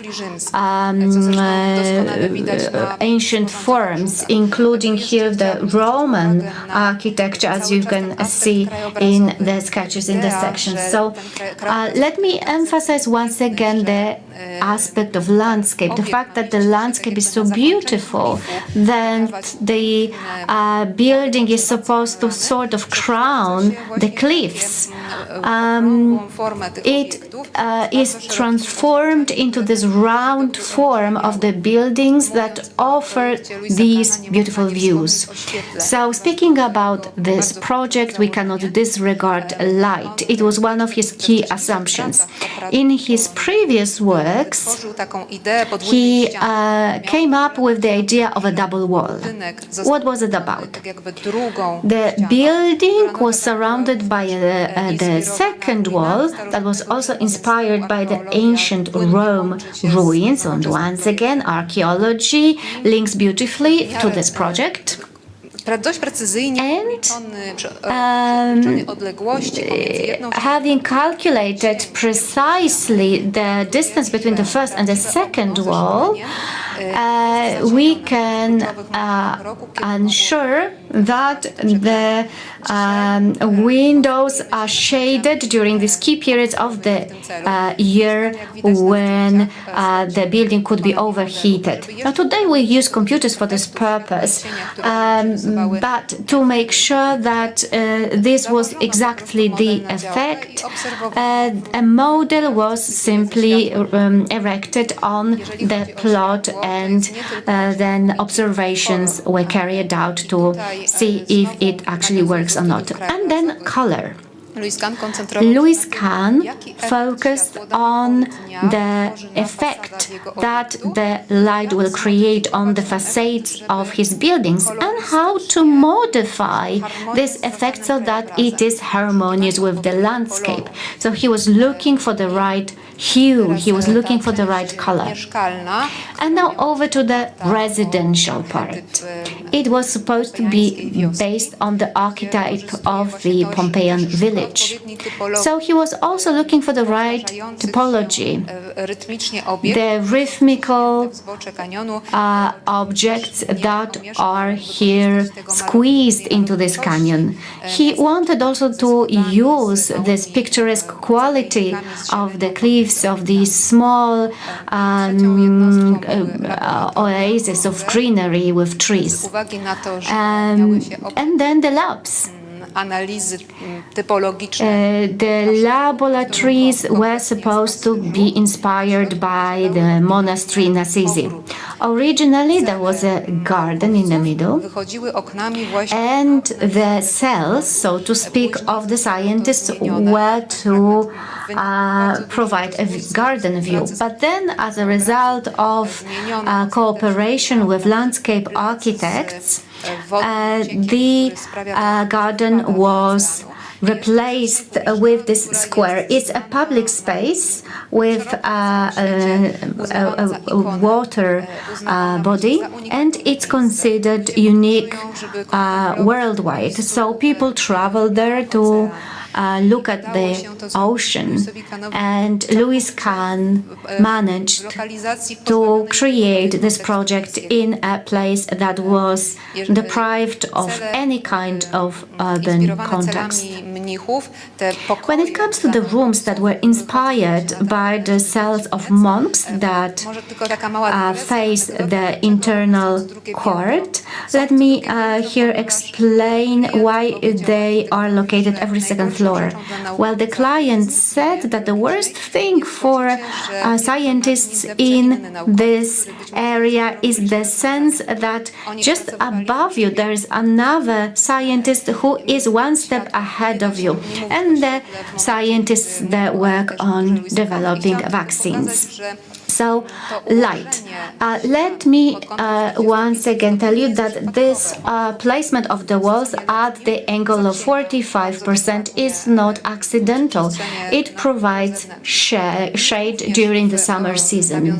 And once again, referring to this atmosphere of work at the monastery in Assisi, the architect proposed these external places for contemplation, for the exchange of thought between scientists, focusing still on colors and on materials. And today, during one of the presentations, I also saw the analysis of colors, right? This is something that we do also today. And Louis Kahn, 70 years ago, also carried out color analysis, and specifically it was about the color of the cliff. So to obtain this color of concrete, it took a lot of time, a lot of tests, and even he had to send his employee to California in order to ensure the sample of concrete that would be the exact beige color that he wanted. So here we have these structures that are made of landscape and architectural elements. But how did the architect manage to add the element of human's memory? Well, he used archetypes. How did he do it? By examining typology. And here archaeology turned out to be necessary. As you can see, he looked for architectural solutions by examining the typology of famous Roman monuments, such as in here, one of the palaces that was quoted multiple times in his sketches. Finally, the form changed, but what remains is this archetype. So here we have the archetype of a temple. On the one hand, we have a landscape form that is privileged. This is the hill. And on the other hand, we have monumental architecture. On top of that, we have the central typology. In the middle, in the center, we have the idea of this temple of knowledge. Yet another archetype was used to create the residential buildings, and here the architect spoke of the Pompeian village, but he construed it a little bit more broadly during his voyage to Italy. The architect made a lot of drawings in the entire Amalfi region, not only in Pompeii themselves. So the view of this typology of buildings squeezed into cliffs, into rocks, found its permanent way into his memory. So he knew that it's the image that many people will recognize, so it makes part of our collective memory, and it was used in here. And finally, the archetype of a monastery that was used to design the typology of the lab. Here, let me emphasize this strong structure. On the outside, we are dealing nearly with a fortress. There are no windows, but all of the windows give you a courtyard view. We also have a type of an arcade that surrounds this space. It's a clear reference to a monastery, and then finally the objectives of the scientists. So to sum up, how did he manage to create such a space that is now being referred to as unique by Frampton. He gives the example of this project as a place form and encourages people from all over the world to go and see this specific space. So Can, in all of the 3 units, used landscape analysis, identified the prevailing elements of the landscape and linked them to the function of a specific building, and then applied the right typology on the basis of his archaeological research.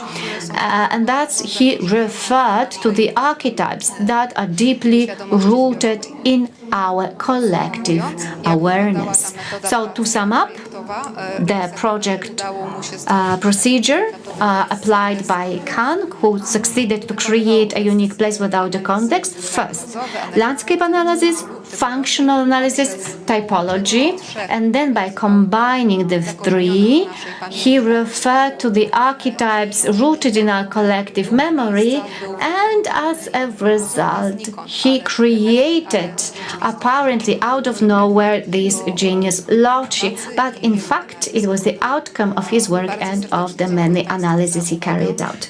Thank you very much for your attention. Bardzo dziękujemy, pani profesor. Thank you very much, Professor. Super interesujące. A very interesting paper. A super interesting paper. Możliwość zastanowienia się nad And it offers us the opportunity współczesną architekturą w ujęciu tego, z czego ta architektura wyrasta. and it explains what this literature comes from. Przedstawiła nam to źródło architektury. So, Professor, we're kind enough to present to us the source of this architecture in the spirit of the locum, which is to inspire the creator to take on certain solutions. And the spirit comes with the definition of the place, of the locus. But the definition of this place may be based on facts, but it may also be based on the narration. And then the narration, obviously a historical narration, a graphic narration, which is also connected with this collective memory, does not necessarily need to refer to facts. It may be shaped accordingly. So this is why many academics speak about historiography. So the same fact is interpreted in a different manner depending on who does the interpreting and on the purpose of the interpreting. And that example of Louis Kav is an excellent way to realize the truth,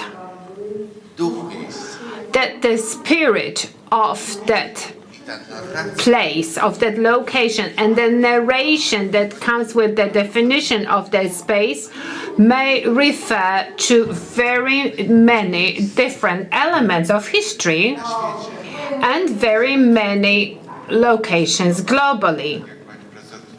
As you kindly described it, Professor, Lewis Kahl was inspired by so many different solutions. Taką historiografię dotyczącą So anyone else could also prepare such historiography with reference to the sources of the ancient Persia, or perhaps Egypt, or perhaps India. So we could come up with so many similar concepts. So that's what the concept of the spirit,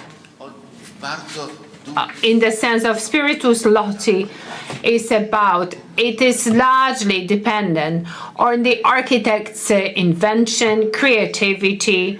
In my opinion, it is one of such positive features of architecture that doesn't doom us to to boring, repeatable, standard architecture, but instead gives us the opportunity for so very many interpretation-oriented solutions. So thank you again for this excellent paper.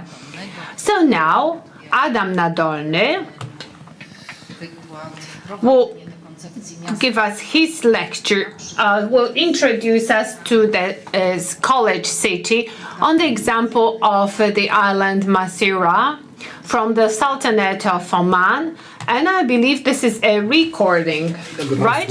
Chciałbym przedstawić prezentację na temat Morning, ladies and gentlemen. I wanted to say a couple of words about the college city in Oman. As you can see, it's very interesting if you have a look at the map. It's a huge island located east of the Sultanate of Oman, which is, from the perspective of Poland, Europe, quite exotic. It is an absolute monarchy, and the key role there is played by the Sultan. On the other hand, it's a highly important place, and I've had the pleasure to collaborate with this place as a visiting professor for several years.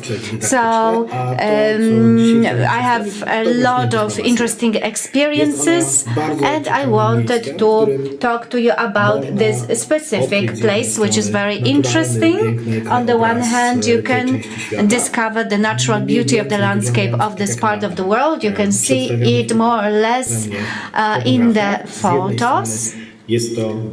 On the one hand, you have this vast space that continues to be used by fishermen.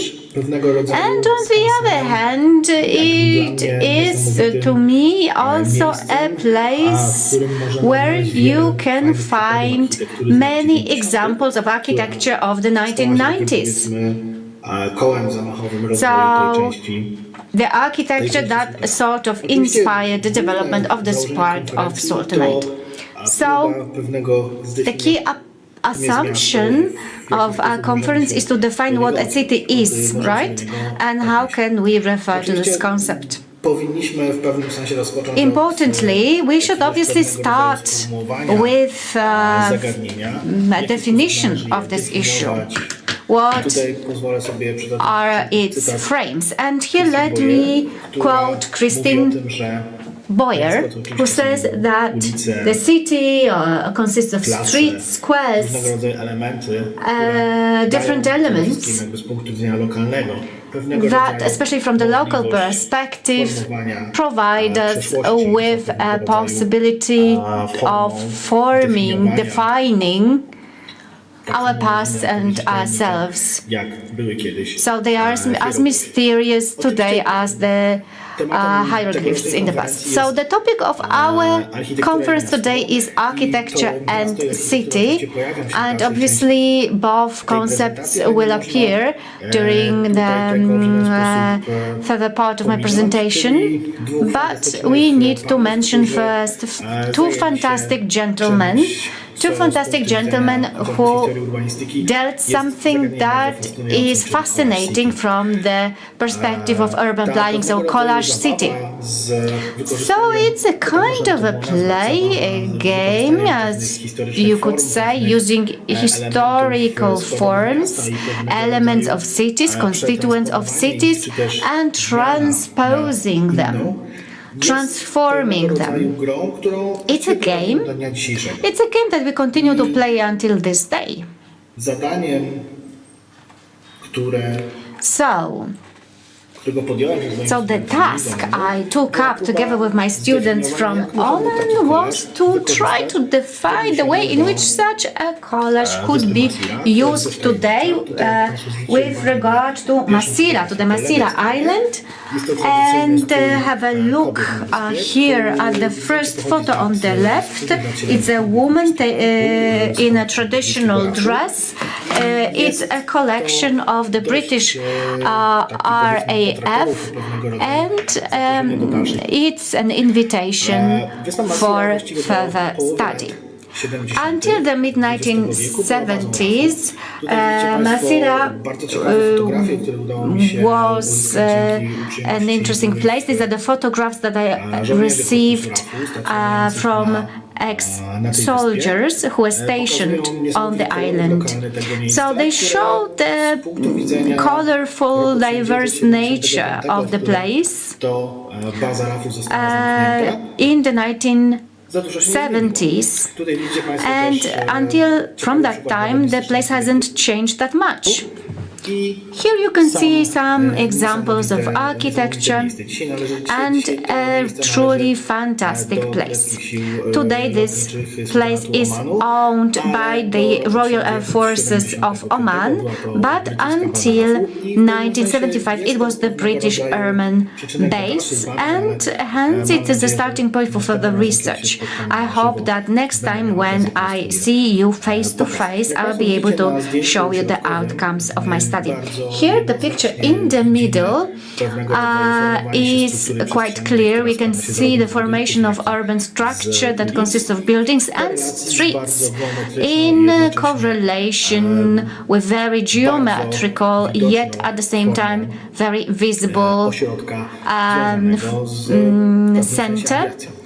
That's obviously related to aviation. In this space, we have a variety of elements, a variety of facilities that didn't exist before.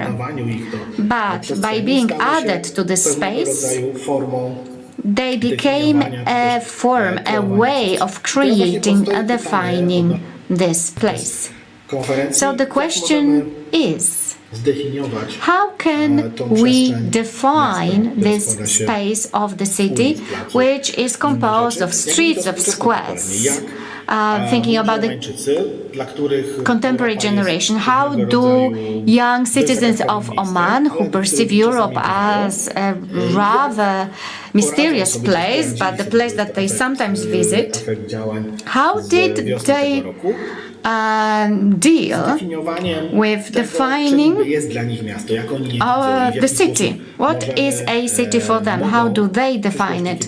And how can they refer to the concept of a city in the future when they become architects themselves? So this is the outcome of the workshop that we organized in Oman together.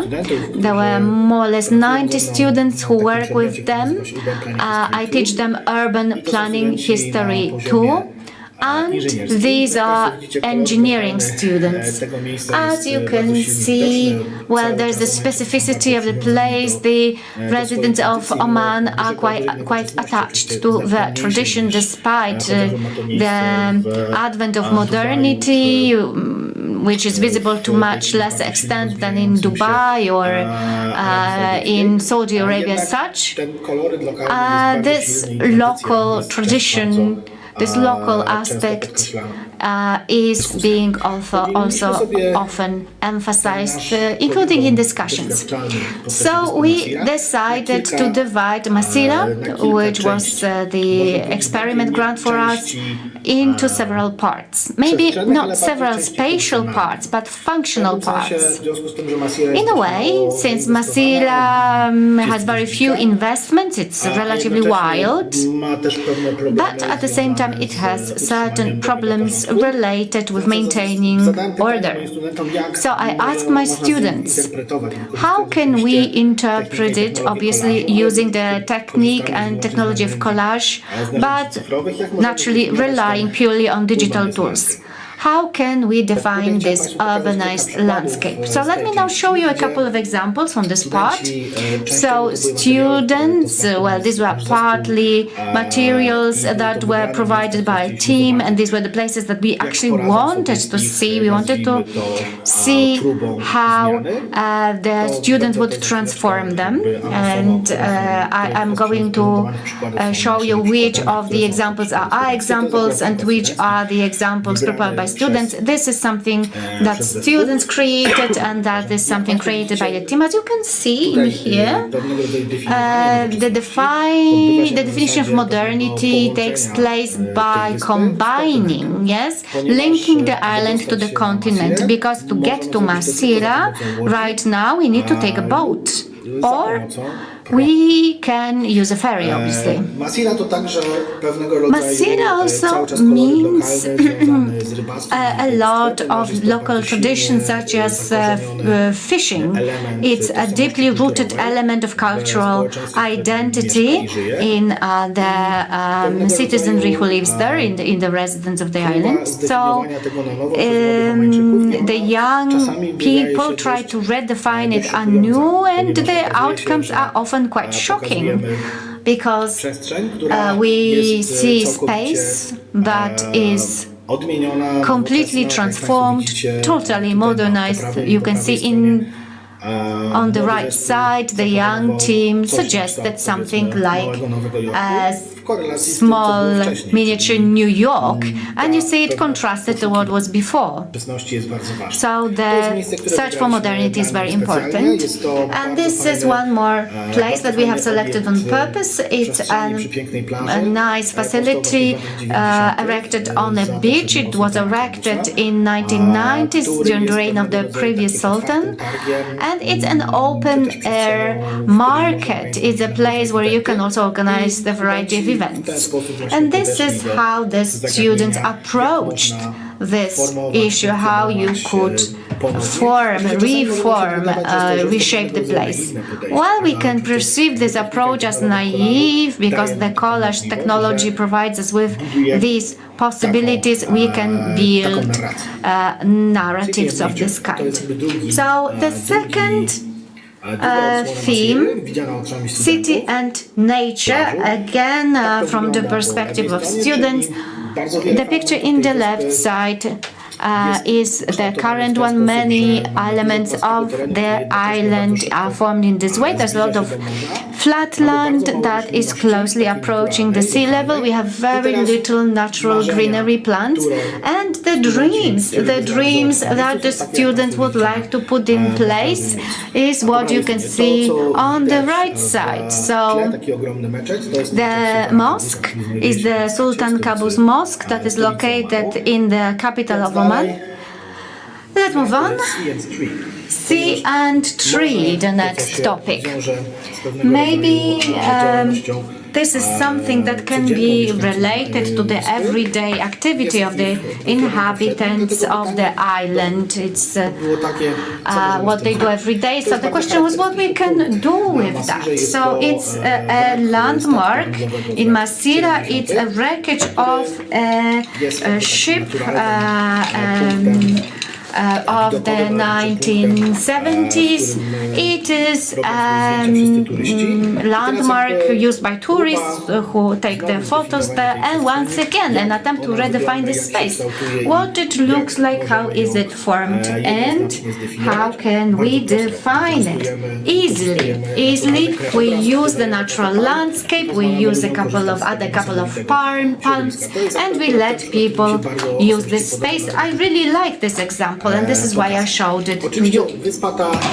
Obviously, the island, well, and it's a question from today's point of view, does it suffer from the lack of tourism or not? It is quite exotic, it is located far away from main tourist routes, and the question I pose to the young architects is what can be done to make it more attractive. Let's have a look on the left side. We see the beaches today. The water has 30 degrees all year round, and they are mostly used for fishing. There are very few tourists. There's only one hotel with a completely unique atmosphere, like revoking the 1990s.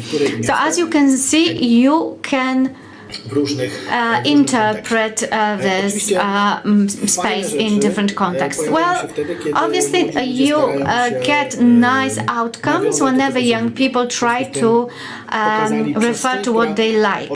So they created a space that is important to them and needed from the point of view of young people who would like to visit the city. I hope that these ideas will be put in place at some point. So to sum up my presentation and what I have managed to achieve during this intensive research, short but intensive research project, is an attempt to see how young architects from from Oman think, and what does it look like in the context of the way of thinking of our European students. On top of that, I also tried to define whether what we are working with today, the modernity, is so needed, is it necessary? And on the one hand, I came to a sad conclusion. Young people in Oman long for modernity. The things that we interpret as this magnificent landscape, water, the beautiful traditions, they try to cover it, to develop it with something else, with something new. Oman continues to live in the shadow of its neighbors. And even though the country is very safe, it's developing very fast, it still has an inferiority complex with respect to Dubai especially. So creating architecture, building city architecture, it is a process that on the one hand can be a contribution towards development, but can also pose a threat.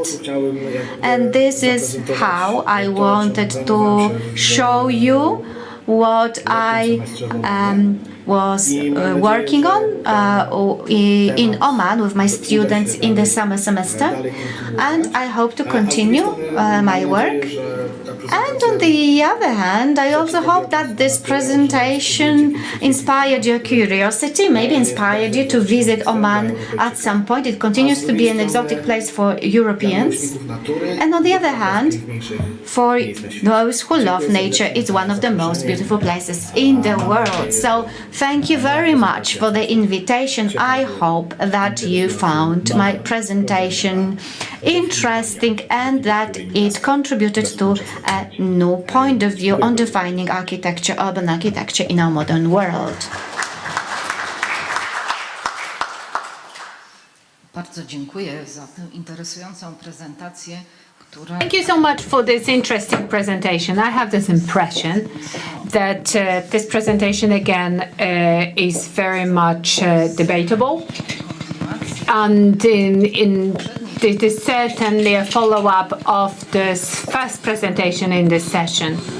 This first presentation in this session was showcasing a city emerging in completely new space, referring to some historical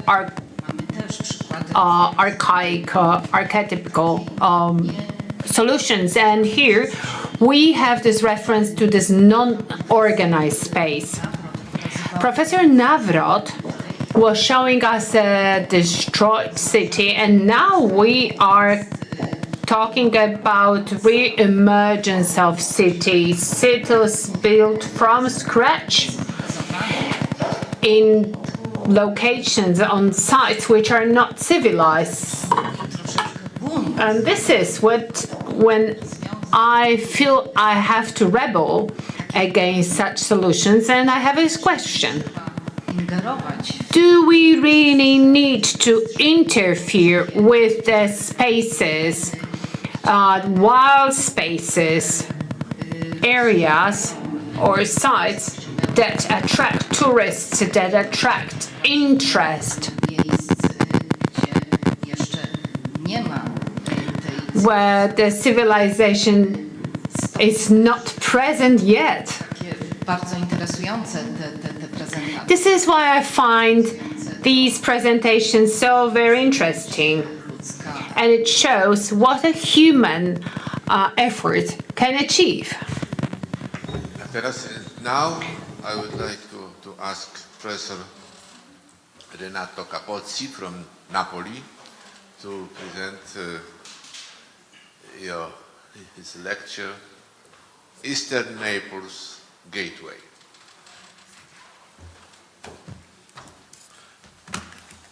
Thank you. Good afternoon to everybody. I want to thank for invitation, and this is the last presentation, I think, but for not boring you, I'm very short in my presentation. I write my essay, you can read on the proceedings. The presentation regards a project research we have dealing in a particular occasion of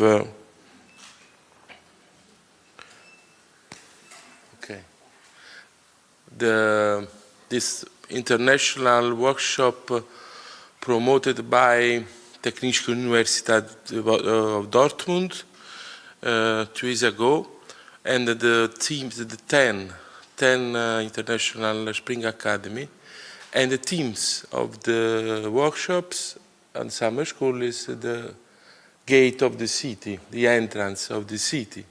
These are really important urban themes. What is the door? What is the entrance of the city without the city walls? No?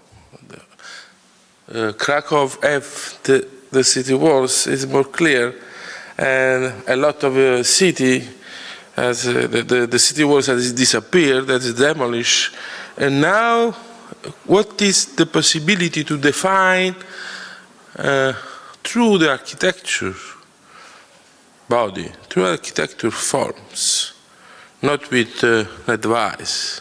This is the entrance, no. Through the architecture, a new clear entrance to the city. This work is, in a sense, is a work on the typology of the urban facts. What is the entrance? We have a lot of possibility to develop these themes. I don't read the image in the screen, but okay, I go look this one. We have a lot of possibility. We have an entrance with two parallel, for example, obviously, two parallel buildings or two buildings that define in a way a door, big doors, or try to work on different kind of body, linear body and punctual body. No, it's a way, it's not a conventional way to define the door in the city, and we have followed this possibility, the third one. We have some examples in Barcelona, what is the door, and what maybe can be the door, one of the doors of Naples from the southeast side of the city. Naples is an image of Enlightenment periods. It was very strong city, determined by the landscape, by the shape of the soil, very impressive.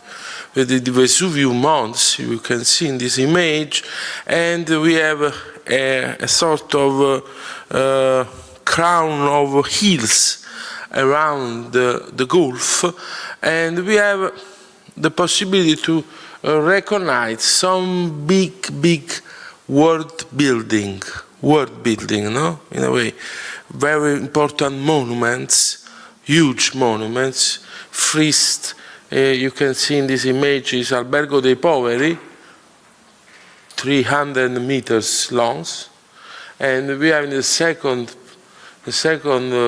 front we can see a linear building along the coastline. We work on this possibility.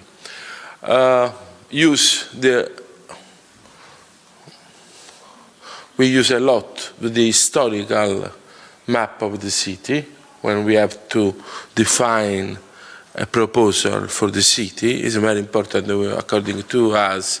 This is one important maps, Duca di Noia in 1775, I think. Yes, 1775 year. And in the area we worked, there is no more than field, a little church, and the coastline, and the swimming coastline. But at 1872, we recognized the presence of this marvelous big building, 550 meters long. Very important because define from the southeast of the part of the city the main entrance to the capital of the realm of Two Sicily. And it's interesting also, you can see the relation of this linear building, very long, with the church we have in another front of the street. Very important dense point, no? We have a long linear building and the church has a point of tension between these two elements. And this is the image in the 1943, in the last war. Okay, this building was destroyed by bomb, but not only by bomb, and we can see here a zoom with the relation between the very dense construction of the building is a wall system with the arcade and the church in the front, in the middle of the palazzo or quartiere. Quartiere is a settlement, no? Palazzo is a building, settlement, but it's the same name, dei Granili. The front and the section of the building, very huge building, and some historical view. This is the one of the pictures really of last century. And this is the relevant presence of the Granili building in the landscape of Naples. Okay, the building was destroyed by the bomb, but not only by the bomb, because it's a very problem of a lot of person that lives inside the building. The building is not for dwelling, is a recovery of grain, and after for military utilities.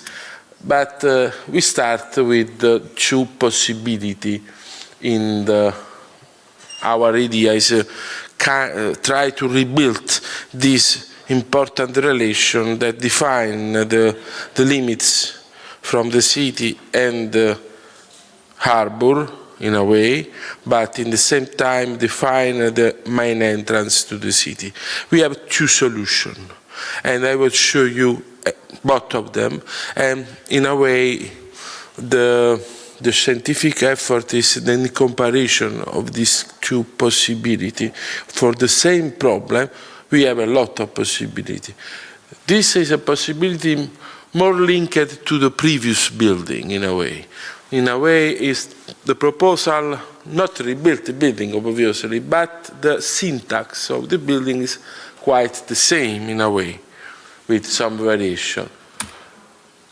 We can see, in a way, the possibility to use the typological upset of the building to define a building defined by parts in a sort of repetition of a single part, but homogeneous in a way, that define two main courtyards, the courtyard in front of the city and courtyard in front of the sea and the harbor.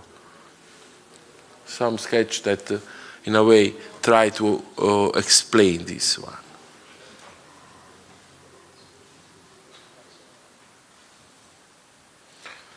The shape of the entrance, one of the orthogonal body for the services and for the vertical connection can be, in a way, can be a new tower that have the corresponding tower in the other side of the street and defining in that way the entrances. This drawing explain, I think, what the aims. I use the same, in a way, the same length of the building, and I find a sort of a partition of the building to define some orthogonal connection between the city and the port and the harbor. The plano volumetric, one of these arms change and define the doors. Axonometry view for explain this possibility. The view starting from out of the city, looking inside the city, and the other vision from the city to Vesuvius, you can see. The second one, I prefer the second one, but not important, no? It's a question of comparison. The second one is more and more linked to the previous, to the ancient building. The project of Granili is by very important architect, Dinando Fuga, is a Florence and Roman architect, well known in Italy. And in this kind of proposal, in a way, is a works of abstraction of the sense and the rules that this longer building can be nowadays works for the city. The condition of the linear is maintaining, very important for us, but it is suspended to allow the relation between the city and the harbors. And we have another kind of coagulation of tower and platform, a sort of plinth, no? German word, plinth, to define the other side of the street. A lot of drawing to explain in what sense it's possible to build a big beam, a big suspended beam with some hits, some foot that touch the ground. A lot of sketching to find the right position of transversal building and the proportion between the very long body of the new Granili and the parts that define the relation with the street orthogonally. The problem of construction is very hard to build a building of 550 meters. The length is the same, but we think that is adequate to the problem and the dimension of the harbors. This is a view from the plateau of the plinth, and we can see the building in outside of the street. This is this interesting work to define a platform with some, in a sort of archipelagos, a sort of, you can see natura morta, no, in Italy, but the term is still alive, no, still alive, still alive or morta, is dead or alive. It's very interesting because what is still alive in Penture is a table with some object, fruit, but not fruit only, bottle, glass. The relation between this object on the table is the characteristic of this kind of composition. I want to underline the dimension. We have the problem of proportion, but we have a problem of construction, obviously, no? Because I have few foot of this building, few pillars that is able to suspend the building. One details the section and the other points together, the other points in other sketching, but it's not important. And this, in a way, is the aims, or the idea to define, in a way, a sort of framework, in which framework the hill, Sant'Elmo Hill, is very important in Naples because it's the first elements we can see from a fair distance to profile of the city in a way is framed. The same drawing, the ancient map, the new building is the same, really the same. It's not divided in this case. Axonometry. From the east part of the city to the city, but we can see the sea at this level, and the end image. And I want to thank you for attention.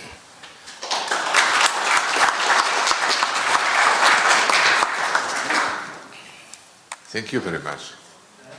Bardzo dziękujemy za interesujący referat i przede wszystkim Professor, thank you so much for this very interesting bardzo presentation and for this very interesting project.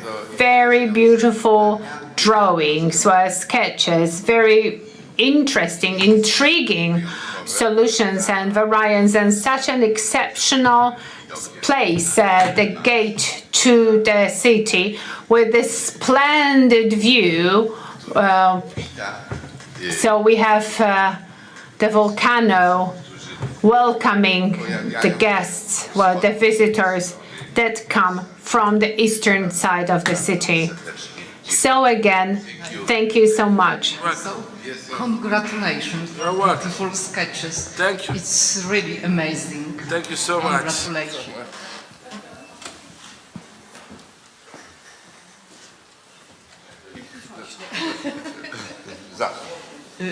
Tak, może ja zacznę. Dziękuję, panie profesorze. No, w tym momencie rozpoczynamy. Professor, thank you so much. So I would like to open the floor for the debate, and I would like to wrap up, also have this wrap up of our debate. So we still have about 20 to 25 minutes for debate. I suggest that perhaps Professor Kozłowski can organize this debate. We can invite all the moderators to come up here.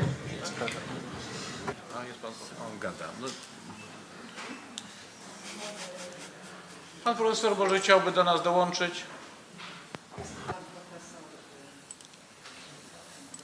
Nie chciał. Może pana profesora Gasidło zaprosimy. O, pan profesor Gasidło tutaj. zaprosimy, bo mamy obrazki, które chcielibyśmy, żeby nam skomentował pan profesor Gasidło. No właśnie. Perhaps Professor Gasidło can join us. około 20 referatów. Ladies and gentlemen, we'll listen to about 20 papers throughout our two-day meeting, and the scope of topics, the topics discussed, it was a very broad array of topics. Dyskusji, ale przede wszystkim fantastyczny materiał graficzny. But then we have this fantastic graphic material. Poziom tej prezentacji graficznej w trakcie naszego tegorocznego spotkania był wyjątkowo wysoki. But then the level of these presentations was extremely high. So congratulations to you, ladies and gentlemen. You worked so hard on your presentation. I congratulate you on your effort. Tę naszą dyskusję na zasadzie takiej, że So perhaps jeden mikrofon taki we could simply use our mic, the mic that is in this conference room, and perhaps, ladies and gentlemen, you would like to take the floor and sum up and contribute to the wrap-up of this session.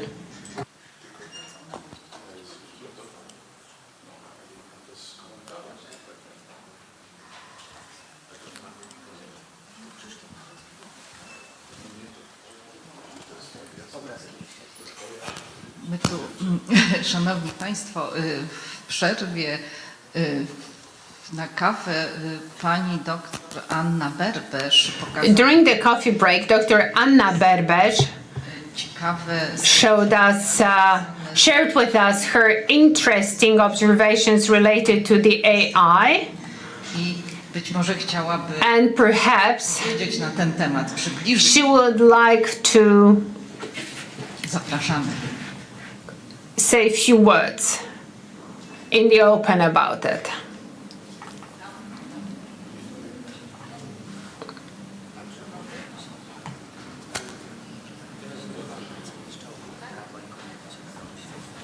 Tak, dobrze.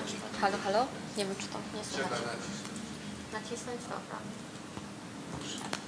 Szanowni Państwo, tak przepraszam, że tutaj się znalazłam. Ladies and gentlemen, I'll apologize for taking the floor right now. Actually, as it happens, during the break, I presented some prompted illustrations which were made on the basis of keywords of some presentations.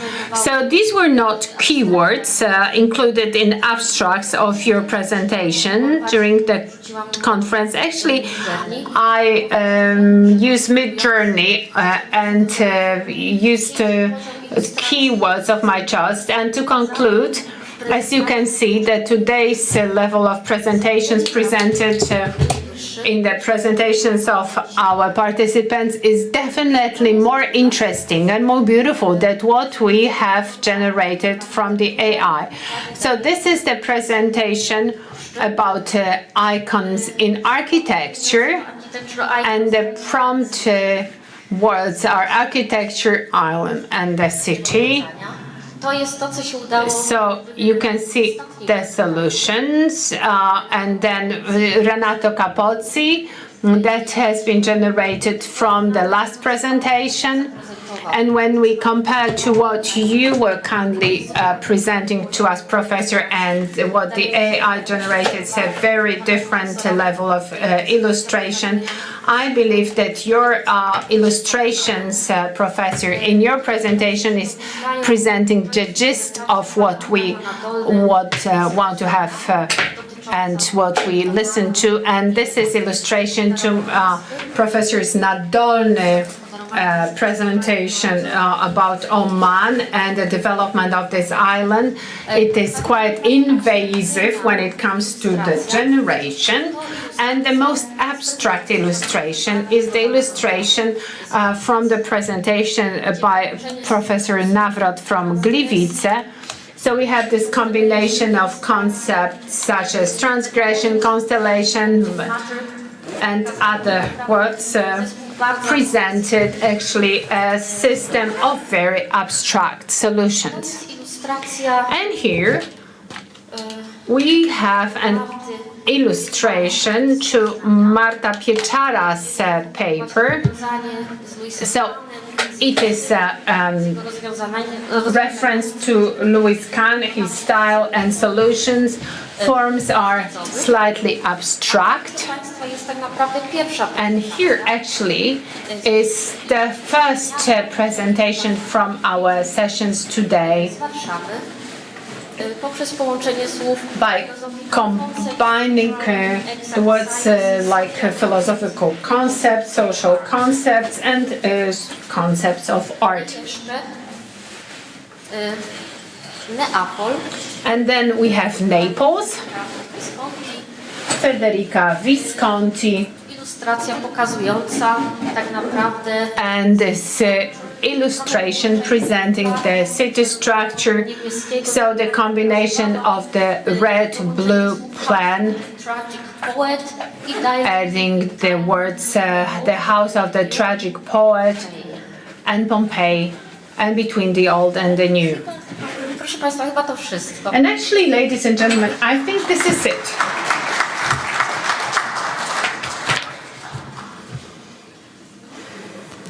Szanowni Państwo, no, jak widać w obecnej chwili Right.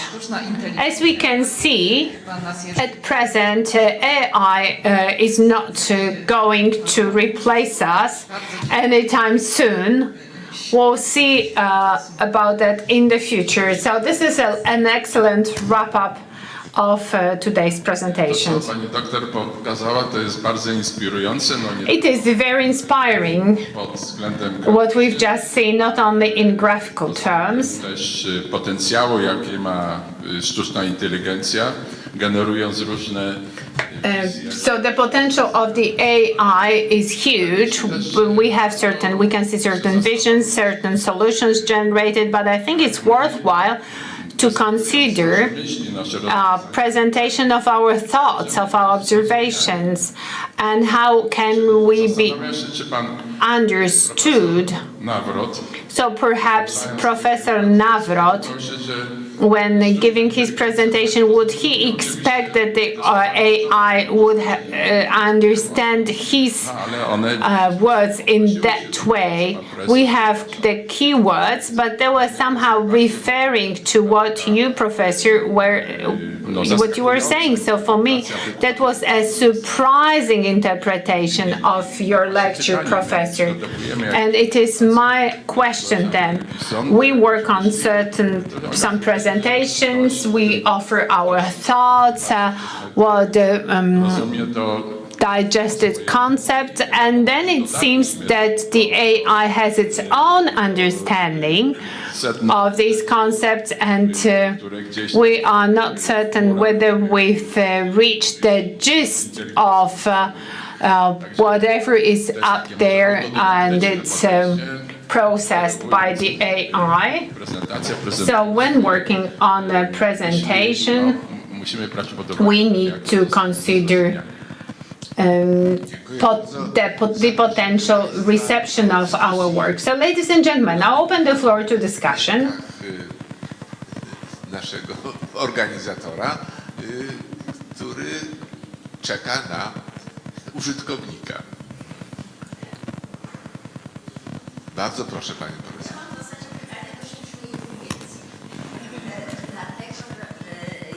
I have this question to this artificial intelligence. Red came up in the picture. Dlaczego się pojawił kolor czerwony? Przecież nie było czerwonego, nie było Well, there wasn't any mention of this red color. knowledge took Pompeian red. Because we have color which we name Pompeian red. But you were not talking about it. So, czerwień pompejańska, rosso, tak? So, I think, uważam, że sztuczna inteligencja wzięła... So I think that the artificial intelligence used some information, some general knowledge. About its paintings, in which red color is one of the quite popular color in the interior of recovered palaces, reconstructed palaces. Czyli ta czerwień, która się pojawia we wnętrzach pompejańskich, jest niejako została wzięta z wiedzy o... So this Pompeii red was drawn from this general knowledge that artificial intelligence has. So here, I was surprised by the fact that the main color is red. In your lecture, as far as I remember. So I think artificial intelligence is taking something from Wikipedia or general knowledge or something like that. So this is my impression when I compare your lecture and what artificial intelligence has to say about it. Okay, thank you very much. Dziękujemy bardzo. Zapraszamy kolejnego dyskutanta. Well, thank you. Proszę bardzo. More contributions? Profesor Wierzbicka, ja chciałam powiedzieć, że... I'm Professor Wierzbicka. I want to say that I'm happy that we're having this debate about the AI because jeżeli państwo pracują w biurach... We're doomed to that, and if you work in architectural studios tak jak dla for the young people, it is like computers for my generation. We must only teach how to harness this artificial intelligence. So, for example, We did some tests with students. They had to find information about creators of contemporary architecture by the AI. So it seems that the AI can produce certain content. So, for example, like linguistic content, the AI may generate something, may argue that certain works that do not exist, but if the researcher is competent enough to verify certain facts, this is a tool which will work. To już nie jest pokolenie, to się teraz tak nazywa, to jest pokolenie płatków śniegu, już takie pokolenie, które... Well, we have this snowflake generation. Dodatkową ręką. Year one, students, they use their phones as if it were their third arm, and one of my students in the second semester generated the entire surroundings of meadow of and it looked she couldn't go there, she couldn't get there, and she was asking whether it was allowed. So I said, if that's what you wanted, perhaps so that this is it. The question is whether that swamp or meadow is allowed, that image is allowed. And then we have synthesis of certain content through search engines. So, for example, I prompted a question, who a professor is, and then I got, obviously, a middle-aged man, a middle-aged male. So the search engine has a certain concepts fed in, and so definitely the AI will not be asking ethical questions. We continue, keep on generating ethical questions. I thank you very much for all these presentations. They were very interesting. Thank you. Najpierw chciałabym złożyć życzenie i pogratulować. First, I would like to congratulate the organizers and participants of this conference for very high level of this meeting. Też przekazuję gorącą wdzięczność i życzenia od moich kolegów. And I offer you best regards and greetings from my colleagues who could not be here because of the war. I've already uploaded pictures from this conference on the website, and I posted it and I emailed it to my university's website. So I'll be watching links, I'll be following you. I hope that my colleagues can watch it on the website of this technical university. I wish you every success, and I hope to see you again. We have so many interesting topics. The times are difficult. I tylko razem możemy rozwiązać te problemy. To życie And we can solve these problems only once. So I wish you every success and all the best. Thank you, Professor. And we congratulate you on your excellent command of Polish language. We're very happy, Professor, to have you here with us. Ladies and gentlemen, any more contributions?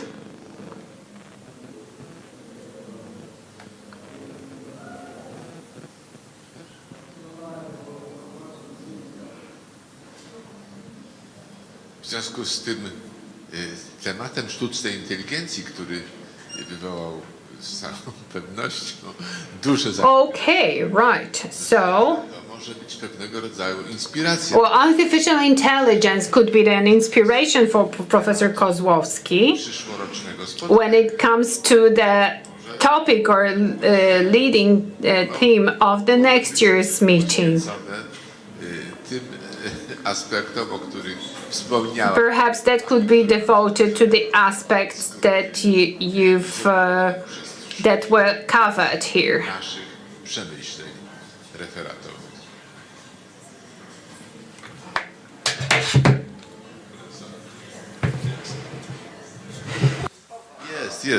Jest, notuję bardzo pilnie. So I can see Professor writing down your ideas. We're very happy to see that. Professor, Jeszcze by zechciał podsumować. would you like to wrap up the topic? No, absolutely not. I wouldn't dare. I'm happy that everyone's happy, and because I don't see you having any more ideas and concepts, I believe at this point we can stop this online transmission. And ladies and gentlemen, we are sending you our warmest greetings. See us waving goodbye. And with this, the transmission ends. And once we're